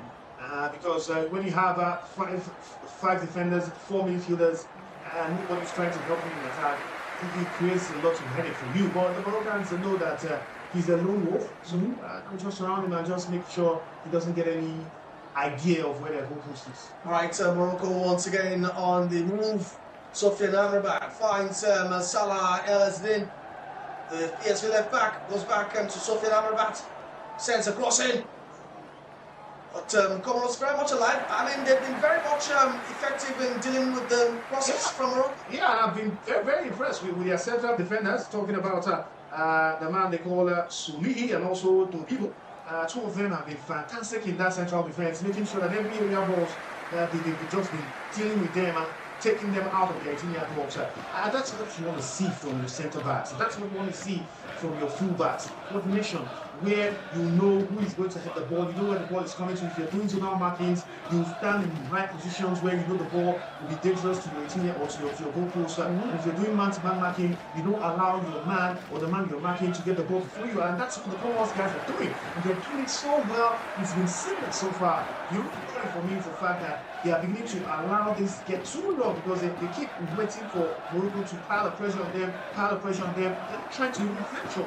To see if maybe 4 or 5 of them could attack, just so they're not running. It's going to work for them because they're so well, we're not seeing any attacking moves from them. All right, they're attacking this time around with Yusufa. But it's been snuffed out once again, but they recover real quickly. That could have landed Morocco in trouble. I see. You see that now they have 4 or 5 players in the half of the Moroccans, and they are beginning to look like they can shoot him. But when you keep just having that compact defensive unit, you don't give your chance any chance of scoring goals against your opponent. All right, Jean-Jacques Ndala, our community referee, still gets to book the play in this game after 24 minutes with David Kovacic Suleimani. Suleimani had earlier fouled Moussa Mazraoui, pulled in. The Congolese referee having a word or two with the Comoros striker. Talk about Suleimani, it's been very much lively. Any good thing Comoros have tried to do, it's been the art of it. Sofiane Raimi trying to make up, get some redemption, but he's fouled Solihi while trying to keep the ball in play. And that'll be a free kick to Comoros. Stefano Cousin will be a very happy manager, the Comoros manager, because the most important thing will be to weather the early storm from the Moroccans and the fans as well. Keep them quiet. Yeah, the Italian manager understands Italian defense. He understands how the dynamics work in terms of defending, and that's what he brought to this game. We've seen so far the Comoros side have not had any shots. Even though Morocco had 5 in total, But like I said, the Italian coach knows what it means to play the host nation, and he's been able to keep them quiet so far in this first 35 minutes. But Morocco will still try to get themselves in front. That's a missing pass from Naif Agard. Comoros trying to pass the ball out of danger, but it's back with Morocco once again. It's a side that we've gotten familiar to in this first 35 minutes. When Morocco get the ball back anytime they lose it. Real quick, Mazraoui. That should be a free kick, and yes it is. And finally, Jean-Jacques Ndala is out with the yellow card. It will be to Kari, Yanis Kari. Yanis Kari has been booked for a foul. And that's a foul on Ismail Saibari. Was ventured away from his left attacking position into those midfield spaces. And once again, that's been one thing we've liked about the Moroccan side, their flexibility. You see different players popping up in different spaces, but that still leads to something. They have a free kick down. And literally up there here, you can see Brian Diaz, whose influence has waned a bit in the last 10 minutes of the game. There's also Saibari on it.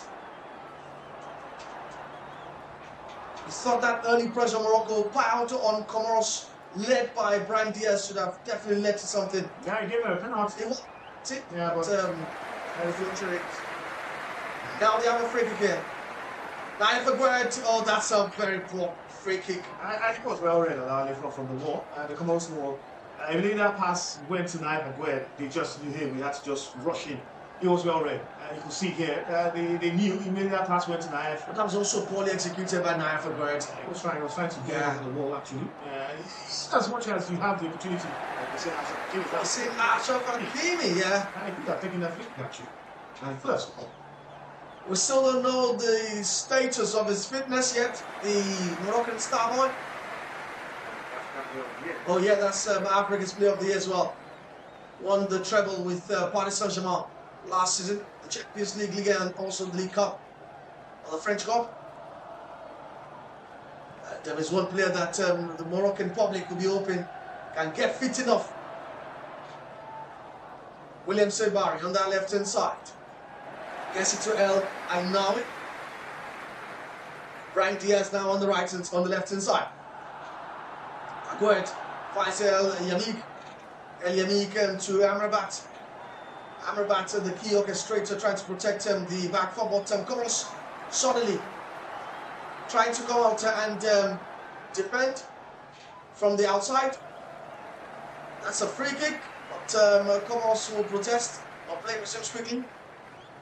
Morocco get back on with the business of trying to get the first goal of this game.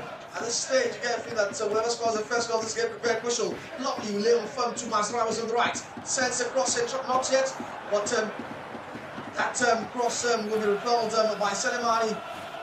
Lovely ball from Comoros there, and they win a free kick to also call the pressure from the captain Ntamanga. Ntamanga, fantastic body movement there to beat Amrabat. What's the name? Amrabat. Who was just trying to block him with his hand there. Fantastic body movement from Chagama to get that ball. But you have to say, the Comoros guys are still finding it very difficult to get the ball rolling. Every time they tend to want to get possession, the Moroccans take it back. It's like this little thing now from the Moroccans. They time the number of seconds the Comoros team need to get on the ball or need to have the ball. And that time, once it gets to that time, they take back the ball and they start attacking again. The only problem here now is they keep attacking, but we're not seeing any goal. Because why? The Comoros side have been come back, they lose the ball, they remember that, hey, we've lost the ball, let's go back and regroup and start forming their defensive unit again. It's the beauty of the AFCON, it can be very unpredictable. And here we are, Comoros, who are in their second ever AFCON, holding the host of Morocco to a goalless draw after 40 minutes of action at the Prince Abdallah Stadium in Rabat. Morocco win another corner kick. Tragubu once again standing strong in there. It becomes frustrating for Morocco at a point when you keep having the balls but you can't do anything with it. Shot one taken. Alright, shot one taken quickly as Morocco tries to catch Comoros unawares. Saibari now with the ball. Centre low cross in. Morocco keeping it alive. Comoros clear once again. That's been a constant theme as far as this game is concerned. Comoros clearing and doing it really well. As it in the line now. Coming from the left. Finds Brian Diaz. Brian Diaz trying to do some magic on the edge of the box. But it's been blocked again. And for the 1 millionth time or whatever, Morocco will try to attack. Comoros looking for openings. I mean, it looks like Morocco have resigned, trying to find openings from the middle. Now they're trying to walk the flanks. Yeah, you have to try everything at this point in time, because when you have that one man behind the ball, it tells you the story of how difficult it's going to be for you to get a goal against them. The Comoros side are showing this defensive unity, they are showing this defensive solidity. I have to give them credit for this, Olali. I didn't expect them to hold Morocco.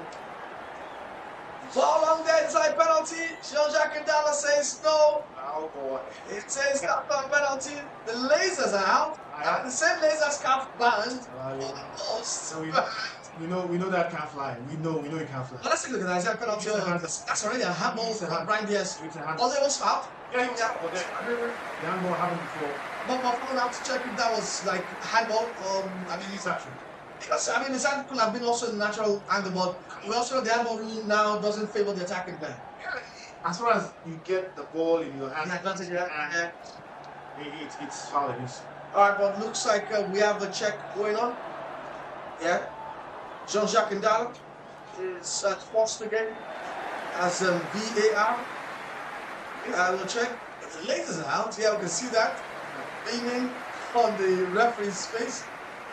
I mean, I was really laughing at CAF and the O saying that no lasers, because this is part of the North African. This is the antics. This is what they do. Architecture. So let's take a look at it again.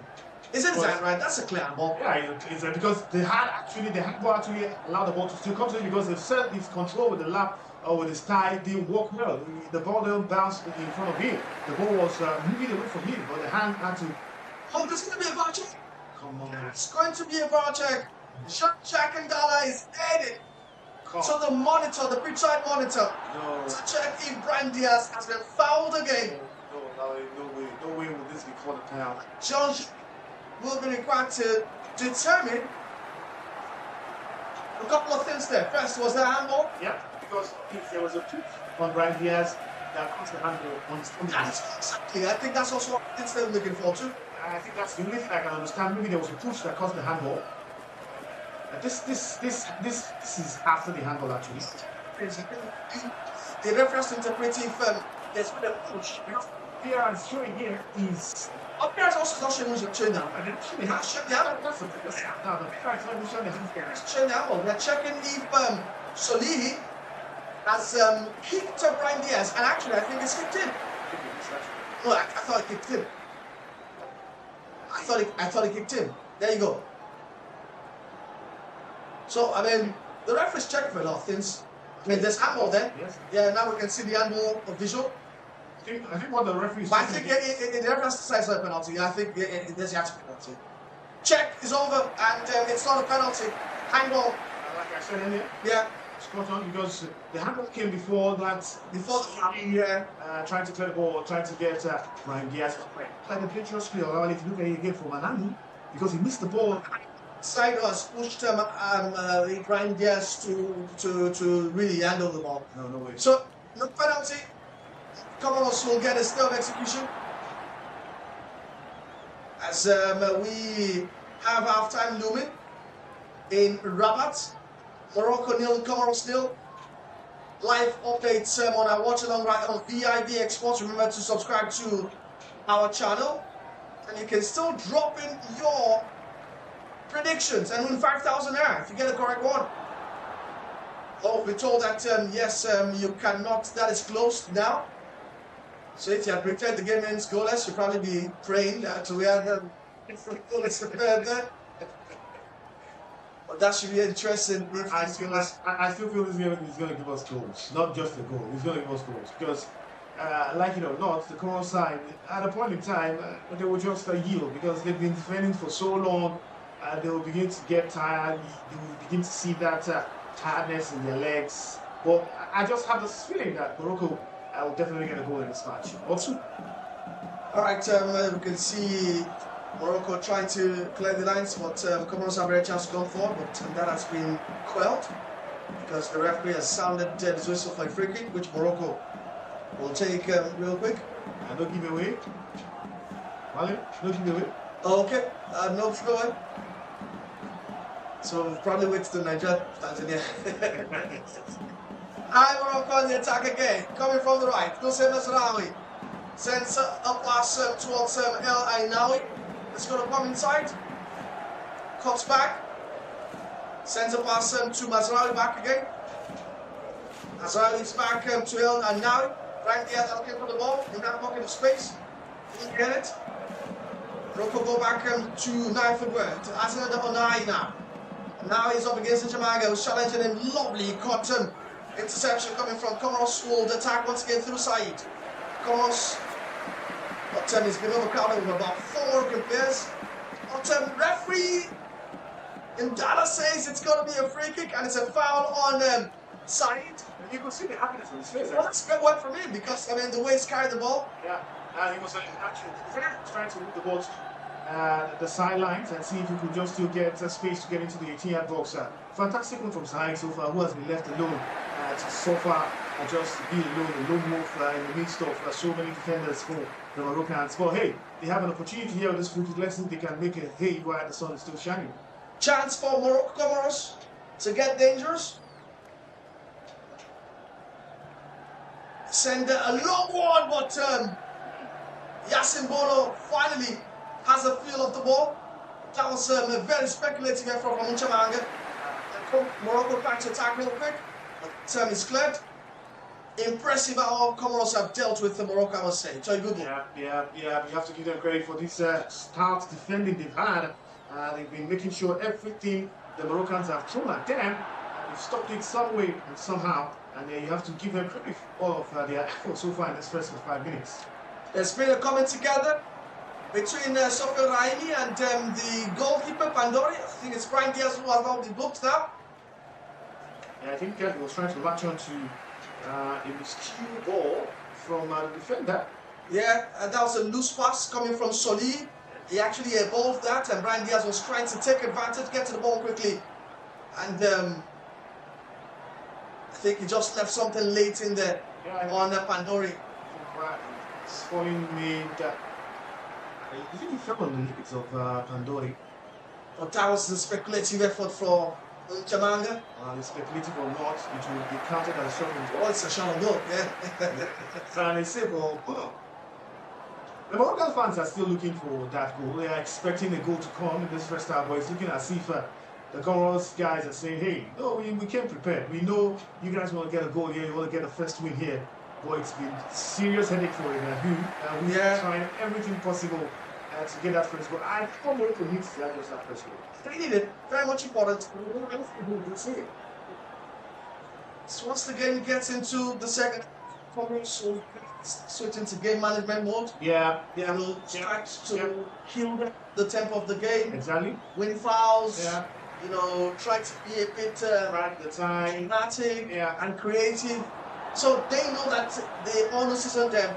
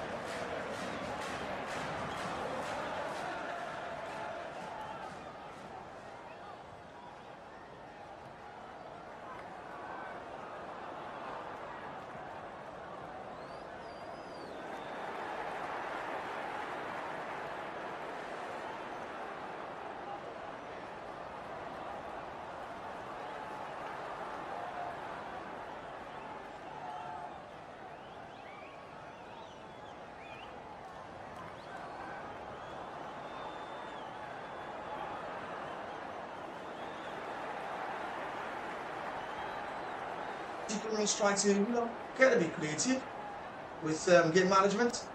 5 minutes added on, and those 5 minutes already played, but he has a feeling that the referee might just add a few more minutes because of stoppages. Remember, Padori was treated after there was a coming together between him and Brian Diaz. Something that got Diaz a yellow card. The first time Morocco will be getting in this tournament. It's now Morocco on the attack again.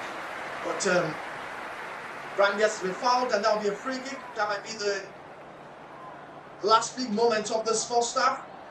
Selemani protesting his innocence there.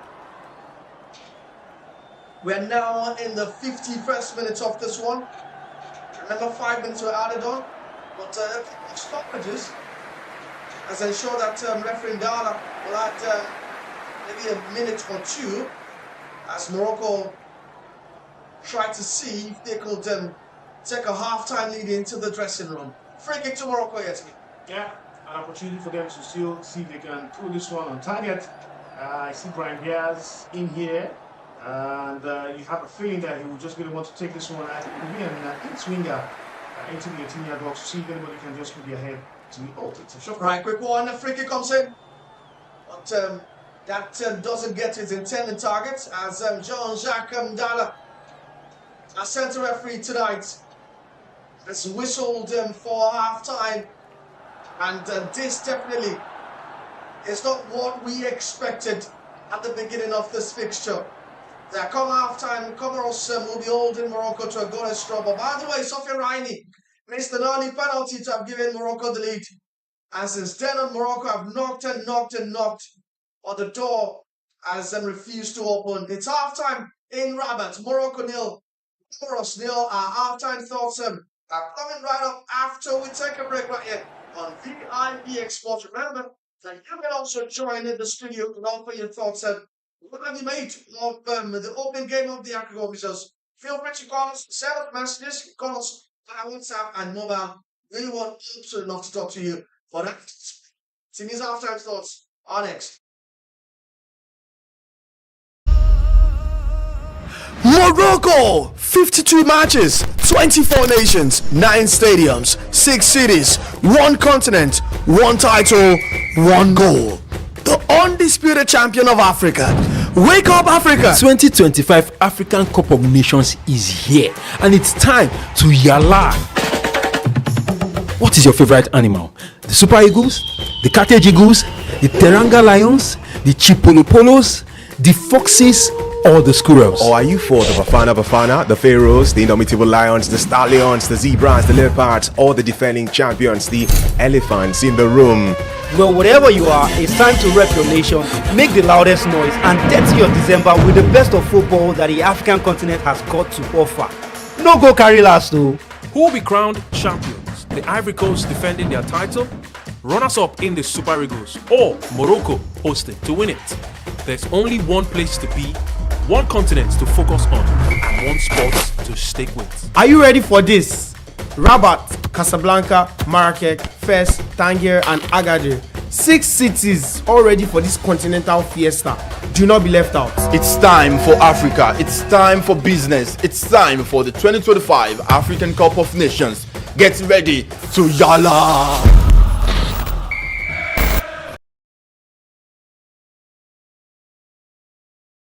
African Cup of Nations in Morocco. Group A, Morocco, the host nations, Mali, Zambia, and Comoros Island. The last time in which Comoros Island came to the African Cup of Nations, they were in the same group as Morocco. And interestingly, the first game of the 2025 African Cup of Nations would be between the host nations, Morocco, and the Comoros Island team. From Morocco last time, they were in Ivory Coast. They lost in the round of 16 to the South African team by 2-0, while for the Mali national team, they lost also to the host nations in Ivory Coast in the quarterfinals. After that, late goal in the extra time of the game. So this group is really poised for who will be champions. Interestingly, there are at least 2 former winners of the African Cup of Nations. Morocco, former winners of the AFCON, and also Zambia, who won in 2012 at that great side called the Golden Generation of the Zambians national team.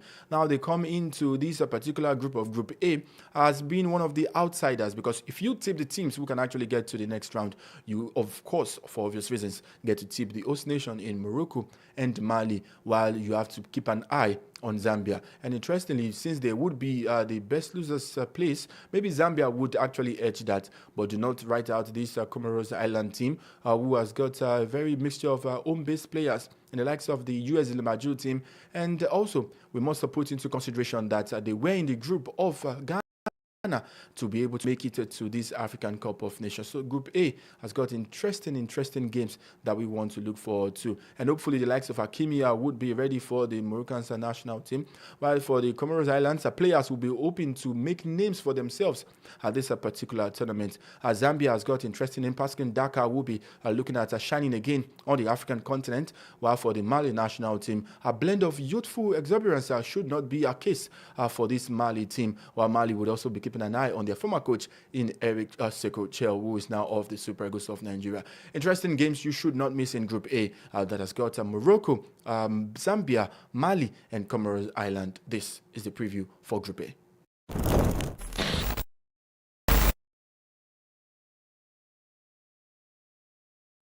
Still tell me your name, and are you here for the AFCON? My name is Ala Hashim from Egypt, coming to Morocco to support my Egyptian national team. Speaking of Egypt, what are your expectations of your country? The case was in the previous championships, we were not quite optimistic, but fortunately, we could win the championship in 2008, 2006, and 2008 and 2010. So let's be optimistic. I'm not quite optimistic, but anyway, let's hope. But, you know, if you ask me about who's going to win, I nominate Morocco to be in the top place, because they are the host of the championship, and because actually they are the strongest team these days. Let me ask you a very obvious question. Sure. In Egypt, the biggest, the most famous, Mohamed Salah or Marmoush? You know, historically wise, nobody can be compared to Mo Salah. Mo Salah, you know, has made a history in the English Premier League, you know, for 10 years, you know, supporting Liverpool to win championships, you know, for about like 10 years. So he's 33 years old. He's a legend. Omar Marmoush is okay. He's such a promising player, but he's still 24 or 25 years old. But he's in the right track. He's in the right track, you know. But, you know, like 8 or 9 years difference can never be compared to each other. For Mohamed Salah with Liverpool, you spoke about the title. Does Mohamed Salah need to win an African title, AFCON trophy, for Egypt to be the biggest? I hope so. You know, we really put great hope, and we have a lot of aspirations and lots of hopes upon him.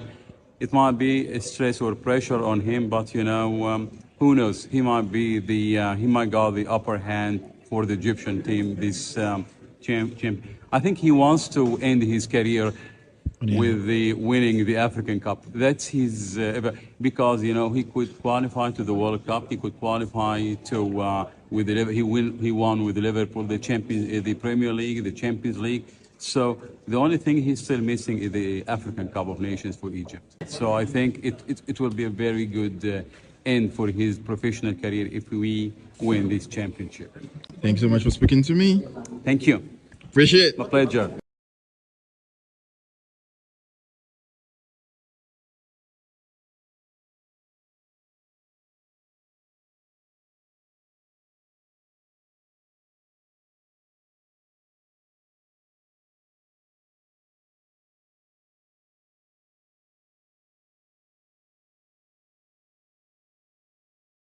And we are back soon.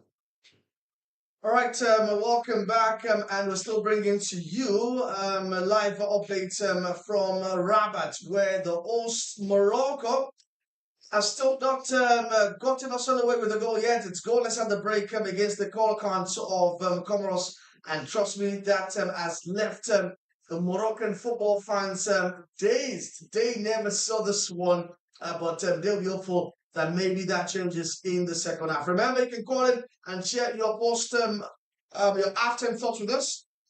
234-136-197-658. Call us with mobile. You can call us with WhatsApp as well. And remember to subscribe to our YouTube channel. That's vivxsports. All right, so let's begin and recap what has gone on in the first 45 minutes. And let's start with that penalty, definitely. And we already said, hey, that was a good save from Pandore and more of a poor penalty from Sofiane Rainini. But did you like Morocco and their reaction after missing that penalty? Do you think they knocked enough? Do you think that they asked enough questions of Comoros? Yeah, I think they did enough in that first half. The only problem for them was they were not getting through the central defense of the Comoros back line. Like we said earlier in the first half, they switched play. They started putting in crosses. Well, yet still, they just couldn't get through. I feel that the Comoros team, the 5 men at the back, really causing problems to me. It's tight, really getting into, because yes, you can switch to the wings, you can try to do the crosses, but then those 3 guys in that middle just making it very difficult for the attacking players of the Moroccan side. But hey, I think what the Moroccans have been able to do is to peg them in their own half, making sure they don't have any chance to move out. They've left Said all alone in the attack, and it's not really doing much. We see the penalty again. The penalty means from the striker, talking about the Moroccan striker, Rahimi, who put that into the net. And again, they kept piling the pressure. But I would say is the verve and the energy, the presence of Brian Diaz in the first 20 minutes is not the same. Yeah. Yeah. And so you begin to wonder where their creative play is going to come from. When they're going to have that creative play in midfield. We also saw Saibari also active in some parts of the game, but it needs to be consistent. It needs to be very visible in terms of the attacking play from the wings. Also, Brahimi, after the penalty means we're not really seeing much of him now. The ball's getting into the box, and him trying to knock, he's always second to the ball. That's a problem for me, for the Moroccans. Too bad here that when Sainz had another flashpoint in the first half because of the injury he had. I think they'll feel his absence in that defense. But hey, the Comoros side have not really attacked much. They only had 1 shot on goal, which Bono dealt with easily. So, it's been the first half for the Moroccans. The Comoros side have just been soaking the pressure, and trying to see if they can run on the counter, but it's not been working for them. But for the Moroccan side, just have this feeling that if they keep active in the second half, the goal might just go. So you think that's going to be the messaging from Wale Adigun? Let's just keep doing the same thing. Don't you think he would also probably look at his bench and feel, hey, I've got Belkan, I've got Youssef En-Nesyri. I'm a little surprised that En-Nesyri did not start up front for Morocco. Do you think he might try to, have more firepower? I mean, it's not about defending, it's not about continuing anymore. It's about going all out. Do you think he's going to go all out or he's still going to stick with this thing? I think he's going to go all out at this point in time because you understand that the Comoros guys are not here to attack us. They're not here to play attacking football. They're not here to even try to get a goal. They're just trying to see if they could get 1 point here, play a defensive game, and see if they could run away with the goalless draw. That's what their game plan is. And for me, if I were Wale Adigun, what I'll be doing here is running more strikers, running more attacking players into my image, because in the end, you need goals. So you need players who can also be creative, players who can also even still come into the midfield, still do some creative play with the likes of Unai and also Sofiane Amrabat. So if possible, Brian Diaz, he's been everywhere, but it's not really been penetrating him. And so you need more attacking players to be able to get onto those long balls, the crosses they've been trying to put in. We know that trying to play into the defense of the Comoros side is looking very difficult because of how rigid they are in their defense and how many numbers they are packing in front of their goal. So playing into that defense might be very difficult, but the crosses definitely will work. Like you mentioned, Youssef En-Nesyri, goal puncher, goal scorer, crosses, in play, passes, dribbles. He has all of this, and maybe I just have this feeling that he might just be the joker for the second half. All right, we'll see what Wale Adigun will decide in terms of introductions off the bench. They've already done one. They were forced into one. Roman Saiz was forced off because of what appeared to be a hamstring injury and then replaced by El Yami. It's scoreless at the break, and let's know what you're thinking as far as this one's concerned. Don't forget, there's still more action from the AFCON. Let's quickly revisit, if my producer can bring that up for us, match day 1, how it looks like, and you can follow all of the action right here on vivx sports. My producer can quickly have that on the screen. We already have Morocco against Comoros going on as we speak, and there will be action more in A, B tomorrow, while on Tuesday the Super Eagles will take on the Taifa Stars of Tanzania. And that game kicks off 6:30 p.m. and our studio is open by 6 p.m. for that one. There you go. That's Mali against Zambia. Perennial honor achievers on the African continent, and the Eagles of Mali, coached these days by, I think, Paul Put, and they've also got South Africa against Angola. Kicks off 6 p.m. That's the game will feature two sides who don't have too much of a good history as far as the AFCON is concerned. And 9 p.m. tomorrow, it's 7-time winners. Egypt will be hoping to take one step towards extending their record, take on Zimbabwe, and all eyes will be on Mo Salah on that one, definitely. And come Tuesday, 1:30 p.m., DR Congo without Yuan with Newcastle, trying to get back to full fitness, right? And they're up against Comoros, Benin Republic, and 3:30 p.m. the Teranga Lions, who also won the tournament in 2019, and they take on the Zebras of Botswana, while 6:30 p.m. in 2021 in right? And Nigeria take on Tanzania, while Tunisia are up against Uganda by 9 p.m. And don't forget, Christmas. Oh, that's the big one, Nigeria, definitely. And for Christmas Eve, Burkina Faso against Equatorial Guinea, Algeria up against Sudan, Cote d'Ivoire will trade tackles with Mozambique at 6:30 p.m. And the Indomitable Lions, who will initially released 2 squad lists from the tournament, one from the Cricket Foot, that's the Football Federation, and the other from the Sports Ministry. I believe all of that sorted out now. And they will take on the Panthers of Gabon. Hey, quick one.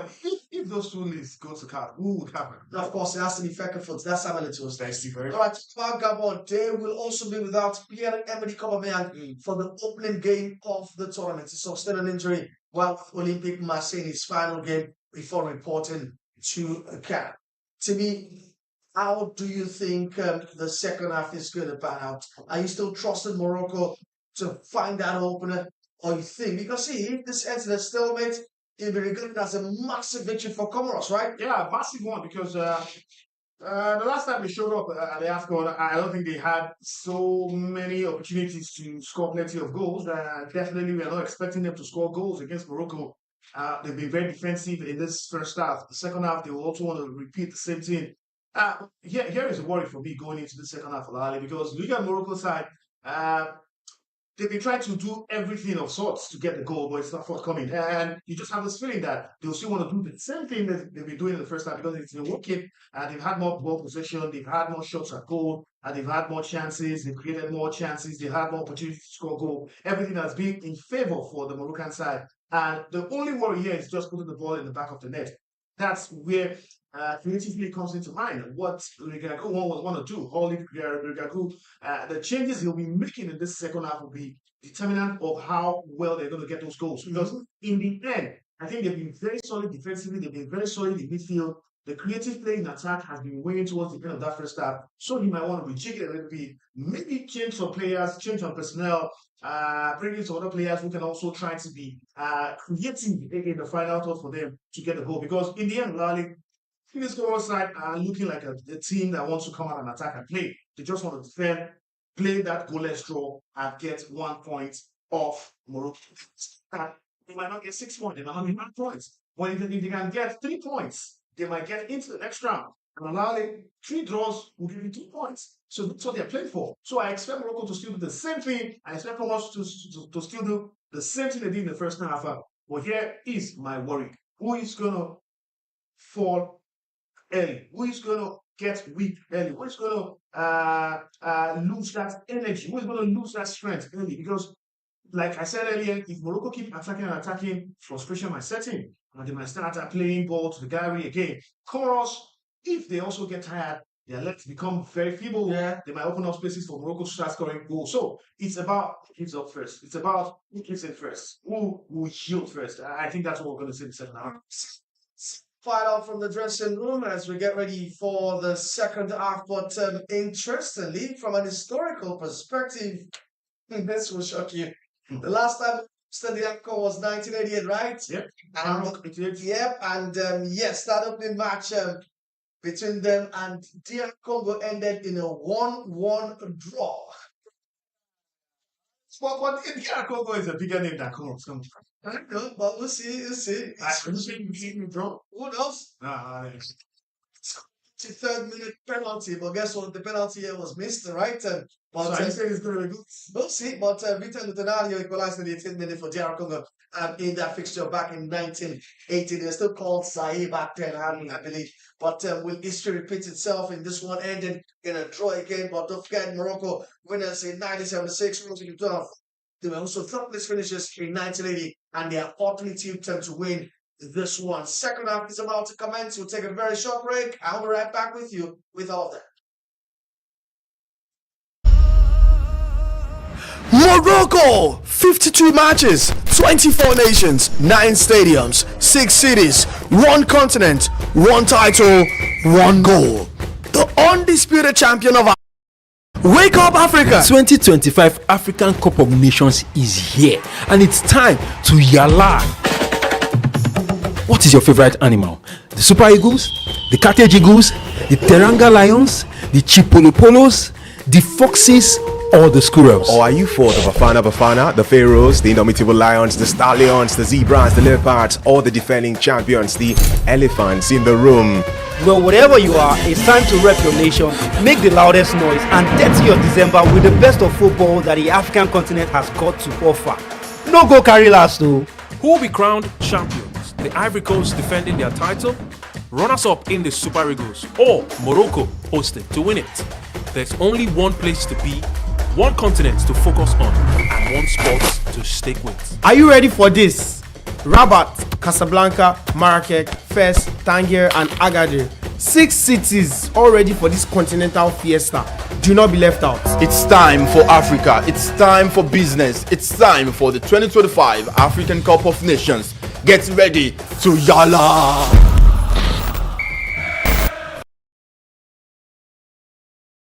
Second half, we're commencing right away in Rabat. It's Morocco 0, goalless 0. Morocco are undefeated in their last 11 AFCON group matches. They've won 9 and lost 2 and qualified automatically as also they won all 6 qualifying matches and they scored 26 goals and conceded just 2. That's how good Morocco have really been in the journey towards the 35th AFCON. But all of that had just been thrown away because Comoros are not respecting all of that because they're still holding the Atlas Lions of Morocco to a goalless draw. Second half has kicked off already, and let's quickly tell you that Morocco have resumed normalcy and they're currently camped in the area of the Morocco to get pitches there. And that has been spurned away by Wale Adigun. That was a fantastic cross into the box. Alale, you said something about crosses from the Moroccan side. They've been trying to put in those crosses into dangerous zones for them to get a goal here. This went just 3 inches away from the goalpost, and that was a perfect opportunity for Morocco to have gotten the lead here. But then again, it's way wide off the goalpost, and a goal kick was a fine throw for outside. Right, goal kick to Comoros in there. Oh, my producer can refresh my feed in there. And, got another good show of intent coming from the Atlas Lions.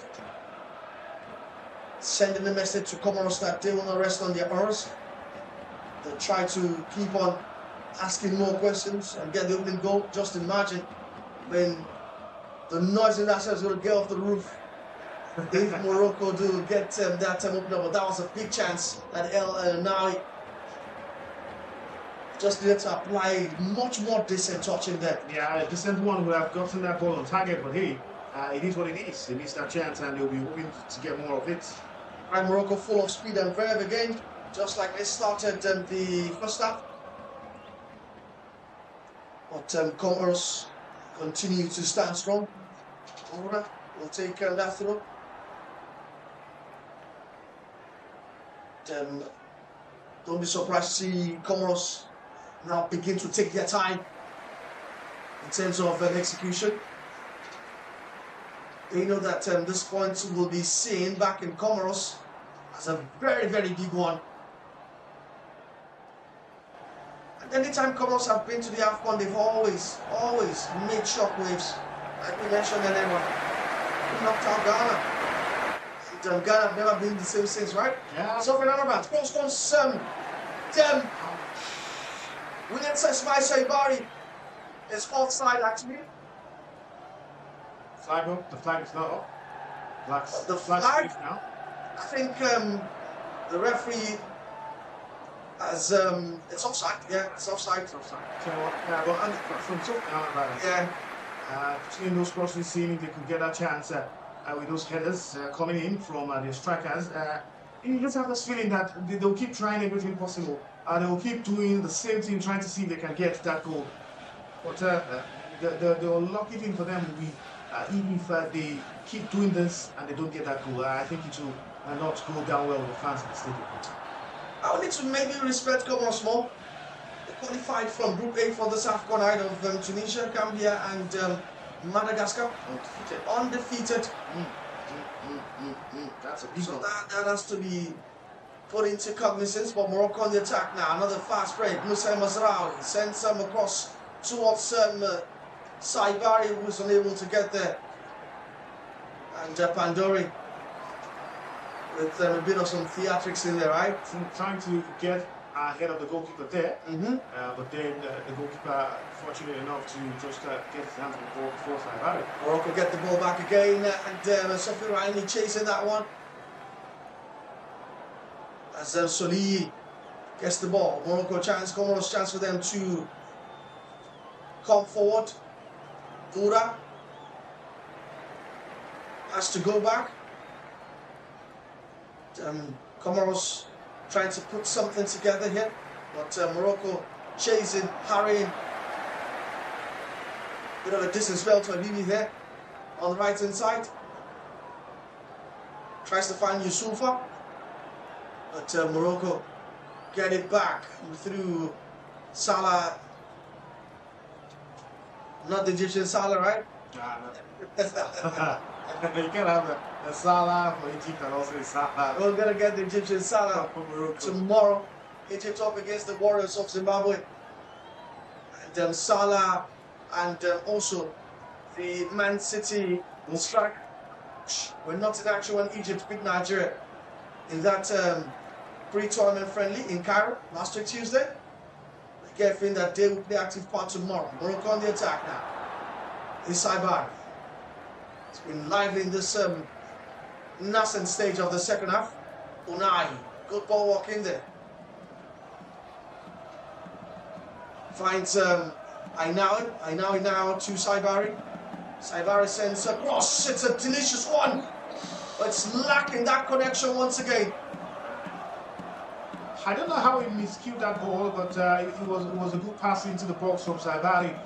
You would have expected Mazraoui to at least put a foot on that ball and still bring it back into the 6-yard box. Well, it was unfortunate that his leg couldn't get to that ball, and definitely he will miss, or you'll be ruining that miss. Hope Morocco don't get to ruin those misses. And so we see the big wigs Watchalong right there in the box, the VIP box. Free kick to Comoros, and it's Said who's won that one in the middle of the park.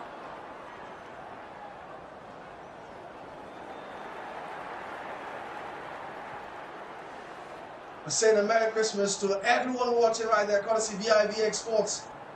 And trust me, this Christmas can be merrier with the Super Eagles if they really get us underway as Nigeria chases a 4th title. Nigeria for the win.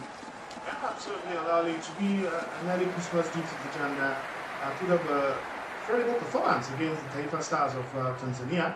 I expect them to at least get 3 points in that game. If at all for anything, just Christmas gifts for Nigerians to enjoy their rice and chicken. and maybe start making up for not making it to the World Cup? For not making it to the World Cup, they have to win the cup actually. Winning their group stage matches. Some would say that's a big task, but let's get back to Morocco. Now trying to come through midfield. Now it finds Brian Diaz. Diaz up against Pura on that right hand side. Comes inside, finds Amrabat. Amrabat to Azzedine Unai. Unai gets it back to Amrabat. He's going to launch it from distance. Sends a cross in to Mazraoui, who tries to control, but the ball's behind him. Sexton, Morocco, this is an opener definitely. And Morocco finally break the deadlock in Rabat. And it's Brian Diaz with the opener at the Prince Moulay Abdallah Stadium. And the Moroccan fans are going gaga. Scala, Yala, Morocco in front to me. Let's go, Yala, yala, yala, yala. That's what they'll be screaming right now in the stand, because it was a big opportunity for them. You see this lost space in the first half from the Comoros defense. This time around, it was evident to see that that space was just way too large, was way too much for Brian Diaz to be having in the 18-yard box. I just have this feeling that this is how the goals will start raining in this match. Take a look at it again. Swing play from the midfield or the middle of the field to the far side, dropping it into the just right in the center of that 18-yard box. And look, lo and behold, Brian Diaz was so mad. He was there with the ball. He saw the goal post, touched it one time, making sure that the goalkeeper couldn't get his hands on it. And that was a fantastic work of play from the Atlas Lions to get the first goal at this competition. It's Brian Diaz who scored the first goal of the 35th edition of the African Cup of Nations. And it's Diaz was also top scorer in qualifying with 7 goals in 4 matches, who has gotten Morocco in front in here. Does that open the floodgate for more goals in this one for the Atlas Lions? Only time will tell. Well, 57 minutes on the clock. It's Morocco 1, Comoros 0. And trust me, the Moroccan fans are now active. They are now very much alive right there in Rabat. As Morocco was set for more goals in here. They've been asking questions all game long. They've been knocking on the door. And finally it was opened wide. That was also great work from Moussa Mazraoui to try and recover the ball. The ball was behind him already. Exactly. I think and laid it on the plate for Brian Diaz. That hard work to make sure he recovered that ball and also played a good pass into the 6-yard box. Played a good role in that goal. And that might just have reinvigorated Morocco, who are now launching attacks after attacks. Saibari, the latest, to try to get something there. The sweet thing about the goal for the Moroccans is the fact that they did the same thing they've been doing in the first half, but this time around the Comoros defense was just nowhere to be found, because the space, the acres of space, not literally now, but then the acres of space for Brian Diaz 19-yard box. He had time, he had space, and to just put that ball in the back of the net. And now he finds Azzedine Unai. It was really by that pass towards Saibari, but that was good thinking again. They've not rested. They've not tried to sit back. Yep. They've been trying to attack and try and get more goals. Once again, we've seen the angle again. Good control from Mazraoui. Just puts it on the plate. I also think that the defender should have just cleared that ball instead of trying to control. Maybe if he had cleared that ball wouldn't have happened. Can Comoros respond here in Rabat? That's the $1 million question. Or Morocco still. Saibari now. Finds Unai. Unai back to Saibari. Goes down in the box. Tries to 3 players, but it's just too much for him.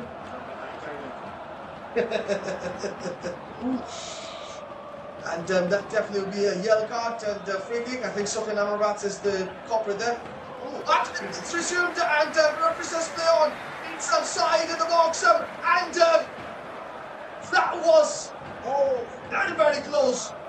Referee waved game on, play on there, and that almost got Morocco out in the cold in there. Absolutely. Yassin Bono to the rescue there. I think he was the savior for Morocco in that aspect, because Saidi had already beaten his man with that step overs. He was just trying to place the ball at the far corner, but then the ball not being followed. on that path that side had played it into. But good work also from Comoros, who stood his ground, who was not shaking the defense or in goal to make sure he just didn't allow that goal to enter his net. And Morocco will have to be very wary of that. The threats that Comoros will always spark on the break with the side who's been all relentless. Out of their 4 AFCON goals, 3 have been scored in the second half, Comoros. So that's more reason why Morocco will have to be very, very, very careful here in Rabat.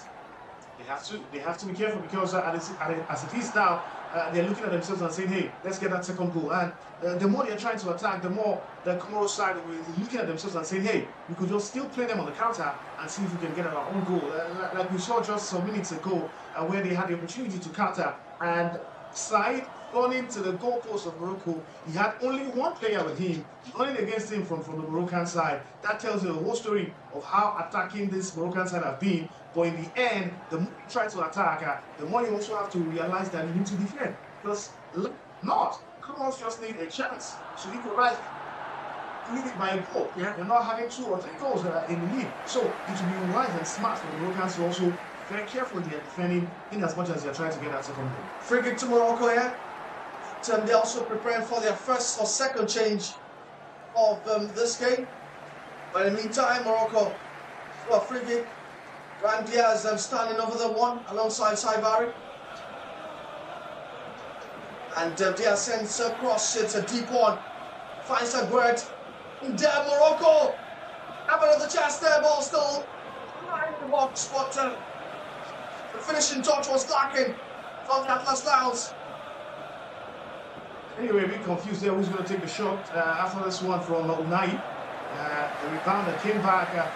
2 Moroccan players were trying to play the ball at the same time, and that gave the opportunity for the captain of Comoros to play that man away. And Comoros suddenly are lacking their composure defensively.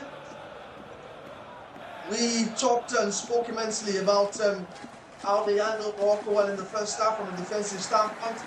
I'm not sure I've seen that in the second period. I think they've been very edgy the second half. They've not really been standing their ground. They've been very fickle in the way they've been positioning themselves also in defensive positions. It just happens to me that maybe it's beginning to get them the pressure to keep defending, to keep doing the same thing, to keep staying in position. Sometimes he can be wary of that because, like it or not, you keep doing the same thing over and over again. You just get tired of it at some point in time. But for the Moroccans here, they have the opportunity to bring in some fresh legs to still put some fire in there. Wale Adigun preparing for a double change in there. But action still continues on the pitch. Morocco on the attack there. Good work from Nusay Mezraoui. It's won a free kick there. Actually, it's Ismail Saibari who's won the free kick. Good footwork to earn that free kick. Looks like Morocco will now make their change, show their hands. I think Sofiane Rahimi will have to come on. Since he missed that penalty, it's really, I think that probably has weighed on him. Yeah, he's not been so... He's not been himself. So up and running in this match. So actually, you can see how you will carry, but quick free kick from Brahim Diaz. As this is send it to that man. It's a double save from Wale. It's actually Elia Meekan was near the back line, joined the attack in there. Morocco now is Sofiane Rahimi in the box. And much of uncertainty happening in that box right now. But Comoros finally clear the lines. So Morocco get back to the ball. More dangerous. Yeah, more and more dangerous as they look for that second goal. And it's beginning to look like the Comoros defense is cracking. They're beginning to see loads of cracks in this wall, and it's beginning to show the way the Moroccans are applying pressure. Double save, fantastic one from Yannick Pandro, who has been fantastic in this match so far. He's already saved the penalty. Now we see who saved from the young goalkeeper, who is stretching, who is doing shots on target. You have to give him credit because he is the one that has saved this second goal from not getting in, because Morocco had everything to wait for him. To Yannick for that double save. Right, from double save to double substitutions. Abdel El Zazuli will come on for Azedin Onai. While Ali Belkadi is also on for Sofiane Raimi. And Raimi took his 9th penalty for Morocco, but this was the first time he failed to convert. I understand his disappointment has always been spot on. Yeah. And this was the first missed penalty in an opening game of the finals since 2006 when Ahmed Nido missed for Egypt in their 3-0 win over Libya. We have to tell us the story why Raimi has been down in this match. Yeah. Because for a man who has always been converting penalties for his country and missing this one on the biggest of stage tells you the whole story. So it's down and out, and the two subs have come on. Saibari looking lively now on the right, and some Comoros prepared to also make a change of theirs as well. You know, we feel the belief that they could probably get something from this game. You think Morocco will get something? Well, I keep saying they're not playing like they want to get something from this game. What I've gotten was the goalless draw, but now Morocco has scored. We need to come out and score and see if they can get a draw, because in the end, you can't get a draw by just trying to defend and defend and defend. You need to come out, attack, and see if you can score a goal. The first time you saw an attack in the second half, they almost got a goal. So maybe if they can be a little bit bold and just take that forward step and see if they can just attack the Moroccan side a little bit, maybe they can get a goal. But for now, Morocco look like a team that will get the second goal in this match. Abdel Zalzouli, one of the excited players for Morocco, and also in La Liga Real Betis. Lovely player, fast, quick-footed. He's got a couple of tricks up his sleeves. It's the chance to come on still on the replay. Sweet one. It was winning a lot. It wasn't able to make it so big there. Yeah, and I've got his legs. Yeah, it was good through his legs actually, but then the ball just wasn't quick enough to go through the legs of the goalkeeper. It was just a lucky save. I was seeing it again, looking at him again from this slow motion. You just had a feeling that he was just lucky to have saved that ball. Centre back Kari is coming off for Comoros. Is coming on for him is Abdul, the number 3. Stefan Coulson showing Kari a lot of love in there. Happy with his performance. As Morocco will resume what Comoros have gotten a throw which they take quickly. They know that if they could probably generate 1 or 2 more chances and they're clinical. A long effort there, long range. And it's come from their captain, Nkemanga once again. That was an illustrious one. Taking that chance from that distance to see if he could beat the goalkeeper. And the ball just be a little bit lower, could have nothing on target. Morocco will be open to just get an extra goal, keep the points safe, start well in the tournament. And they look like they've got maybe a couple more goals in there. Yeah, they're looking like it because they've been trying to attack more and more, see if they could get that second goal, because then it will give them the assurance that 3 points will stay with them. But what we've seen in the last 3, 4, 5 minutes is the fact that the Comoros side are now beginning to come out and they try to see if they can get a goal. They are no longer playing that 5-4-1. We're now seeing more players getting into it. More adventurous. Yeah, trying to see if they could just get spaces into the box of the Moroccan 18-yard box. But not this. The Moroccan side, what I have seen still is the fact that they are now being cautious in their approach. They are now being very careful the way they try to get the ball back from the Comoros side, knowing that they need to also be wary of counter-attack. Talk about him waving inside and almost getting with the other when I get offside. The referee just did not intervene. Comoros now trying to launch more long balls and see if they could probably get lucky there. I talk about Morocco, their biggest opening match win was a 5-1 victory over Namibia. That was back in 2008. And actually, that's their joint biggest win at the finals. We're not going to get a 5-1 tonight. No, obviously, right? I doubt it so much because at this Comoros side, we have to give them credit for their defensive ability so far in this game. They've been very, very efficient in their game plan to stop the Moroccans from scoring. And the first 5 minutes, but this second half, and they've just allowed just that space for Brian Diaz to score the opening goal of this tournament. And you have to say, the Moroccans deserve good money for good value for their money so far in this match. Morocco once again on the attack, in the box. Diaz sends a low one. Rapando deals with it really well. And that was a straight shot with the hands of the goalkeeper. I think the Moroccans still understand that, hey, they just need to keep high the pressure.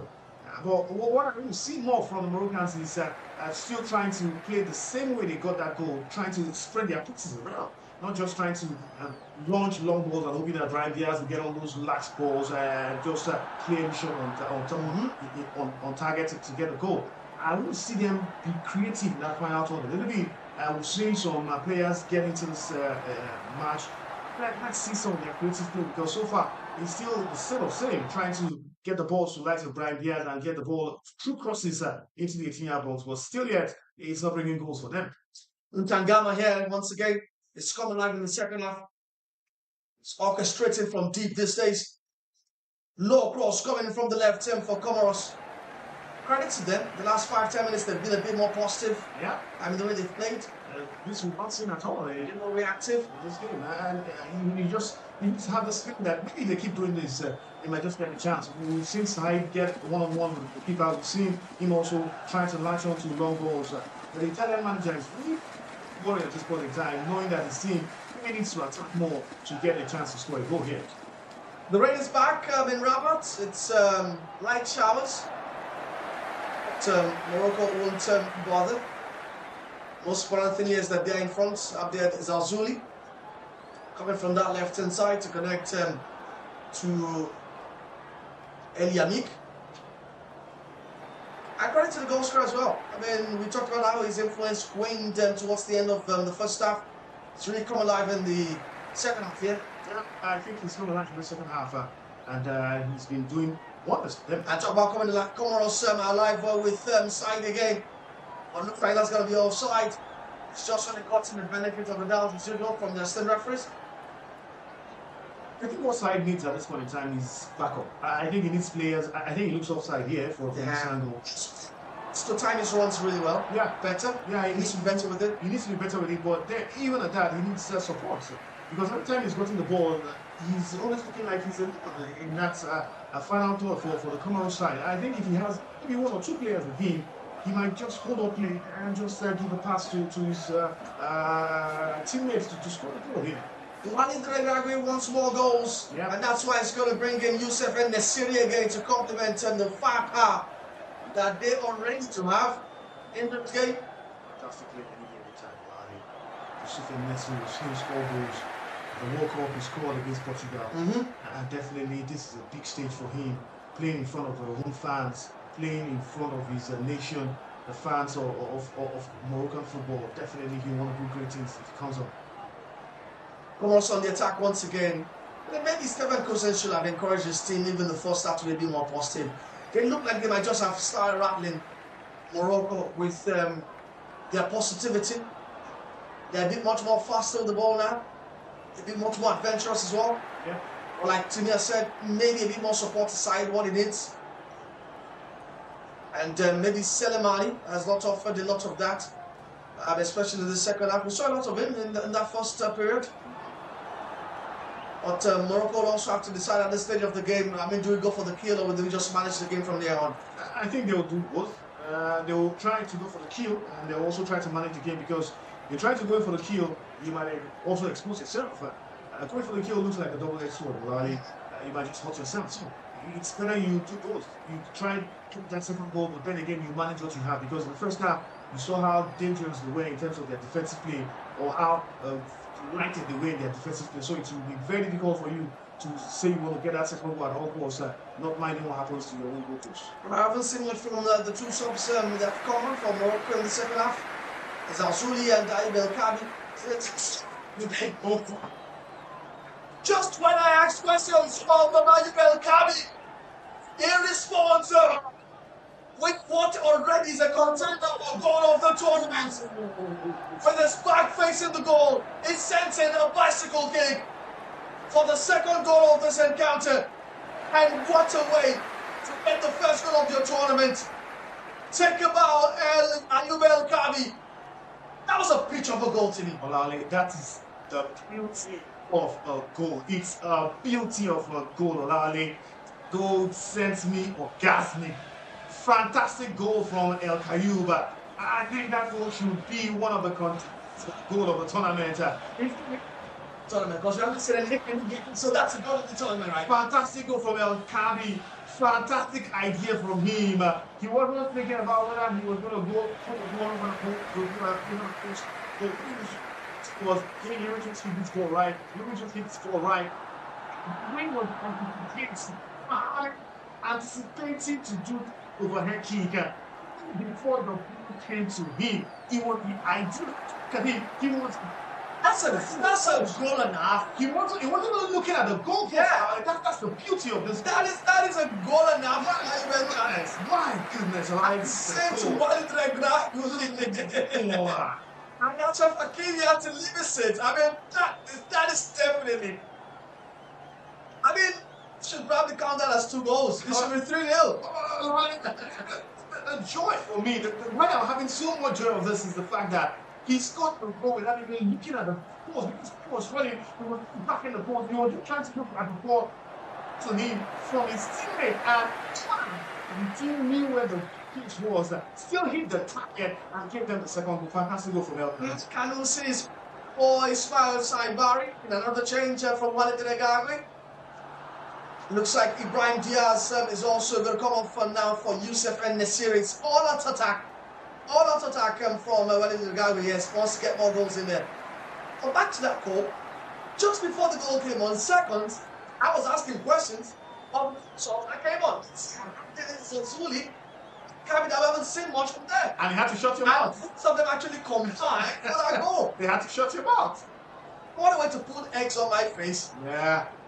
Boy, it was a sweet goal. I just love the goal. I can't celebrate more of that goal. I wish I could see it over and over and over and over again because it was a fantastic goal from El Kabi. El Kanusi on for Morocco alongside Youssef and Nasiri, which means that might still probably get more goals in Rabat. But at this point, 76 minutes gone, you could probably say it's game, set, match.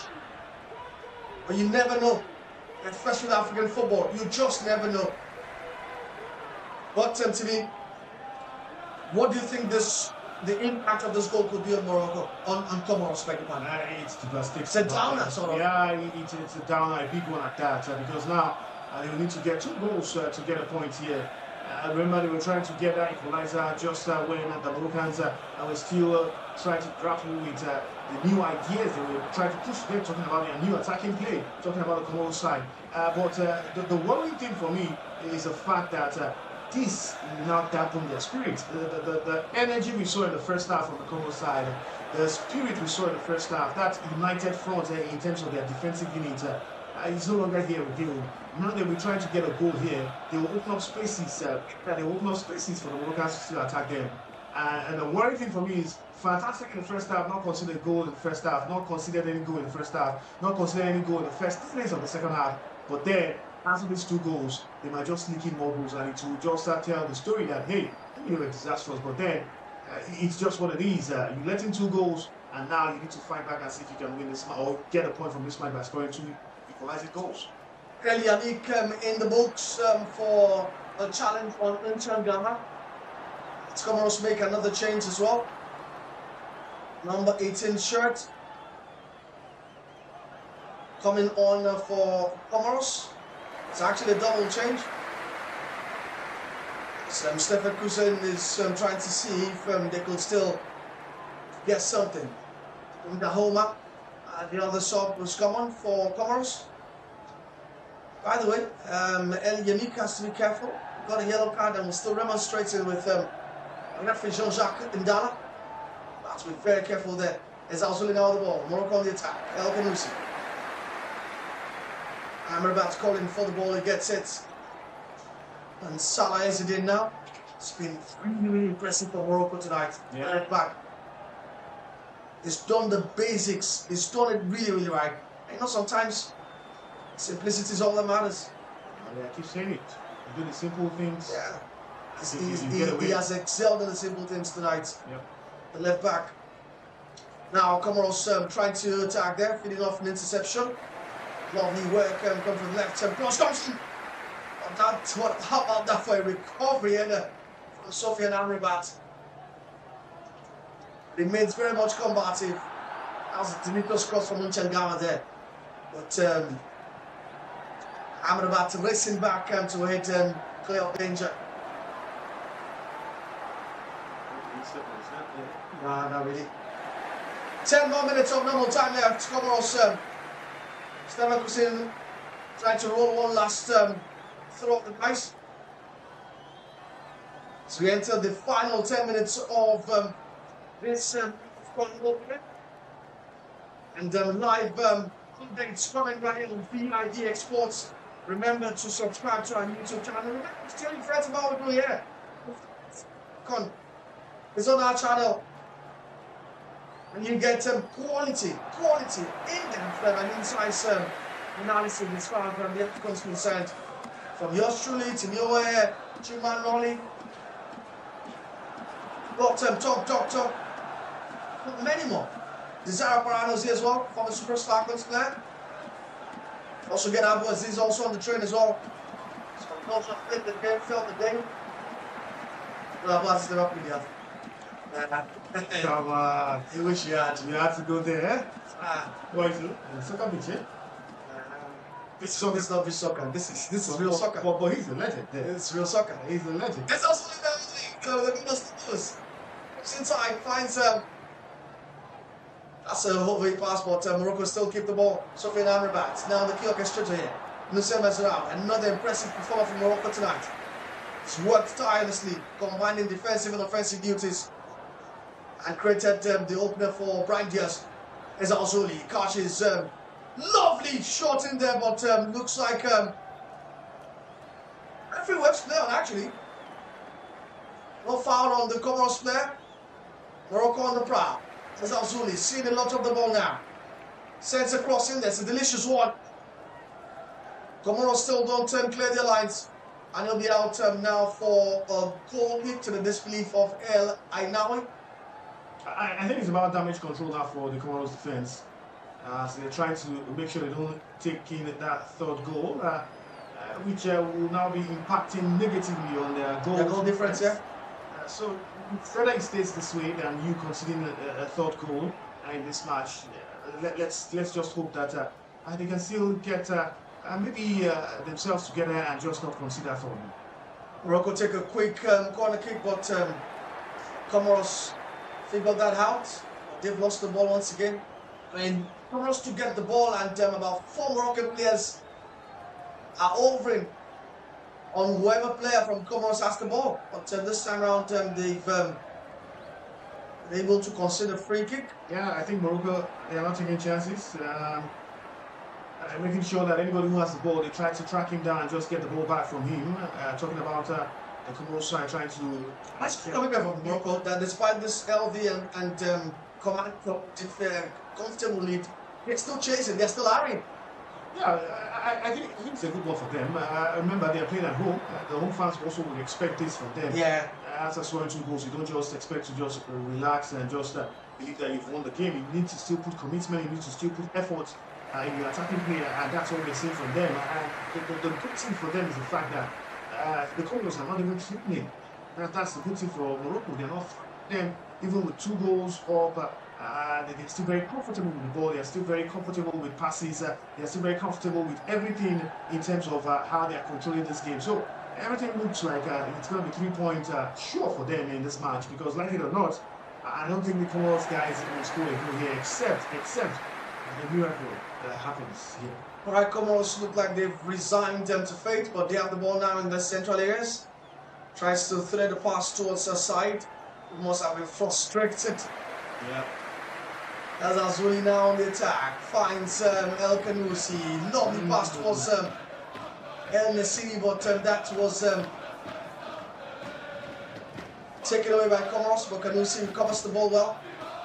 Gets back to Azuli. Was very much alive in the last 5 minutes of this game. He sends it back. Morocco will take their time. Pass the ball around. I'm sure there'll be a lot of Ole shouts right there in the crowd as Morocco enjoy. I mean, if you're oddly tipped as a favorite to win the tournament, to me, do you think this was a statement performance?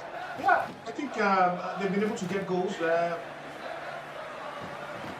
Chance here, but no, it's done right for Hardy. I think for the Moroccan side, I think that they've been able to get 2 goals in this game where the opponent has been ultra defensive. Tells a lot of story about how persevering they are and how ensuring they are in terms of trying to still get what they want. And this might just be the morale boost for them going as far as possible at this competition. They are boosting also. The pressure will be on them to go as far as possible and not get out in any stages of this competition. Morocco starting well. Statement performance, sort of. I thought it was a compelling performance. And they are just enjoying their football right now. They win another corner kick, courtesy as Azuri, who sends a cross bottom down. Blocks that one. It's our 4 corner kick. Chance for El Yannick and Daniel Fegerd to get forward. Maybe also joining on the act. And like we said, the lasers, I mean, from somewhere, you just can't see the laser from the crowd. You can never take that away from the North Africans. You never like say they find what I said. No, in the fact now, who you want to catch now, so you can use it. Oh, wow. Corner kick. Salah Ezzedine, the Moroccan left back, is going to take this one. 86 minutes on the clock. And Morocco make it 3. Corner kick is being cleared by Morocco momentarily. Sofiane Amara sends one in, but Comoros can go on the break. It has been mopped up by the Moroccan backline. Ball back to Yassine Bounou. Finds Moussa Mazraoui. Simon's been your man of the match. I don't know, that goal from El Kabi makes it look as if I want to give it to him, but hey, it's been a very good run. Little film, Brian Diaz, though. Yeah, Brian Diaz also has been fantastic here. Definitely, he's been very good. I think majority of them have been very good enough. The goal scorers, El Kabi, and also between El Kabi and Brian Diaz will definitely get man of the match. I think it has to be Brian Diaz. His performance has been, I mean, played more minutes, got a goal. And, not a bad performance as well. Another corner kick to Morocco. As Aïb El Kabi and Daniel Fegerd having a few words, crafting something out. Corner kick crossing. A shot coming from El Khanouchi there. But that's still to hit the target. The frailty of defending from the Comoros is beginning to show here. They are allowing so many balls to get to the Moroccans. The first, the second, the third balls are getting to the Moroccans. We didn't see all of this in the first half. It tells you the whole story of how the world defense has just collapsed in the second half. Right, we had 2 balls on the pitch just a few seconds ago. With both players having the ball, that was a bit comic but confusing, but I think that's been sorted out. As Comoros are just trying to, play for pride now. Side has dropped deep, he's got the ball, he's up against El Ainaoui. And now he has worked tirelessly in this game. He's been one of the key guys for Morocco. I think kudos has to also go to the Moroccan midfield and defense. They've been very solid in terms of their play. Even when they were attacking and attacking and attacking, they still kept their composure in terms of trying to understand their primary assignment, and that assignment was to make sure that they didn't give any space for the Comoros guys to counter-attack them and score goals. Alright, Comoros trying to bring out the ball. Morocco's tempo in terms of defending from the front seems to have dropped a bit, which is natural. Don't rule out Morocco trying to, get the cherry on the ice and probably get a third. Sofiane Amara comes into a free kick. So the new entrance was found. I think Amrabat has also been solid. Yeah, and he's got the yellow card. Yeah, for all his effort. I'll be very sorry in this midfield. Morani, the Comoros midfielder, is fouled. And Amrabat, anything betting guy, definitely they have to look towards Amrabat to get guarded. He's always aggressive, goes into the tackle, and that was the yellow card. Stepped on Morani's foot in there. Selemani will take a free kick now. As the lasers beam on his face. There's nothing you can do, you just have to get on with the action. You can't do nothing at this point in time because you can't even know who is pointing the laser at you. Free kick on, it's a one, not a bad one. But that flashed just wide of Yassin Bono's goal. Second time we've seen them attacking the goal of Morocco. This time around it was way wide. It was a good free kick, but Soli's connection was lacking in direction. 90 minutes completed. Waiting to get confirmation of how many minutes has been added on in Rabat. Morocco 2, Comoros 0. Goals have come in the second half from Brahim Diaz and a wonder strike from Ayoub El Kabi. I mean, you need to go see that again. I'll probably get home and probably watch that about 5 times before I get to sleep. That was a good goal. That was a goal. It was a goal and a half. Yeah, entertaining goal. That's so what contender. I mean, just put that into nomination already for 2025, 26. Ayoub El Kabi. Yeah. And the execution. The pass was good as well. It was well weighted. Pass was good. The ball into the box, the height. Yeah. Everything was just perfect. Everything was perfect. And Pando was in no man's land. Comoros trying to get something here, cross comes in, but that's a pirouette that was unnecessary there from El Ainawi. But Comoros giving it away again. I mean, I also have to say that Comoros have not been tidy with the ball, especially in this second period. Yeah. They've given the ball way too easily anytime they've had it.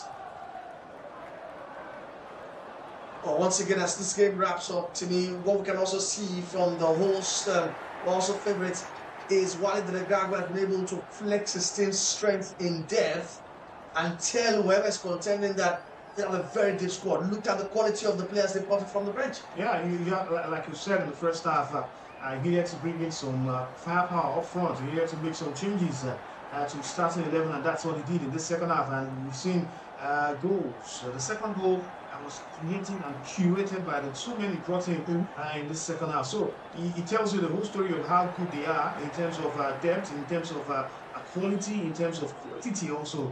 And definitely they'll be going into the tournament knowing that they are one of the contenders, they are one of the teams to beat, because last, you need this kind of players who can come from the bench to change markets for you. Everything changed in that second half when they also brought in some new legs, fresh legs. And that is the joy of every coach, that he's able to look at his bench, call on some players, and they can also deliver on the field of play. For Morocco, they'll be going into this competition and saying, hey, we can go as far as possible. With this match that we've seen in this first half, Brahim Diaz, El Kabi scoring the goals, Regrago will be happy that he's been able to get a goal. 2 goals, in fact, against a very defensive side. No Hakimi, no problem for Morocco tonight. 4 minutes added on, 3 of those 4 already completed. Morocco just seen out this game as the Prince Moulay Abdallah Stadium in Rabat is gradually emptying out. And they've also kept clean sheets in the opening matches at the last 5 editions. You can make this one 6. Talk about the Atlas Lions of Morocco. And they'll be hoping that on home turf they can have a deep run, because the last edition got knocked out in round 16 by the Bafana of South Africa. Few more seconds before referee Jean-Jacques Ndala ends this battle. Comoros will take a lot of solace from their first half performance, but they held the host to barren results in the first 45 minutes. Fortunately, game of football is played over 90, not 45.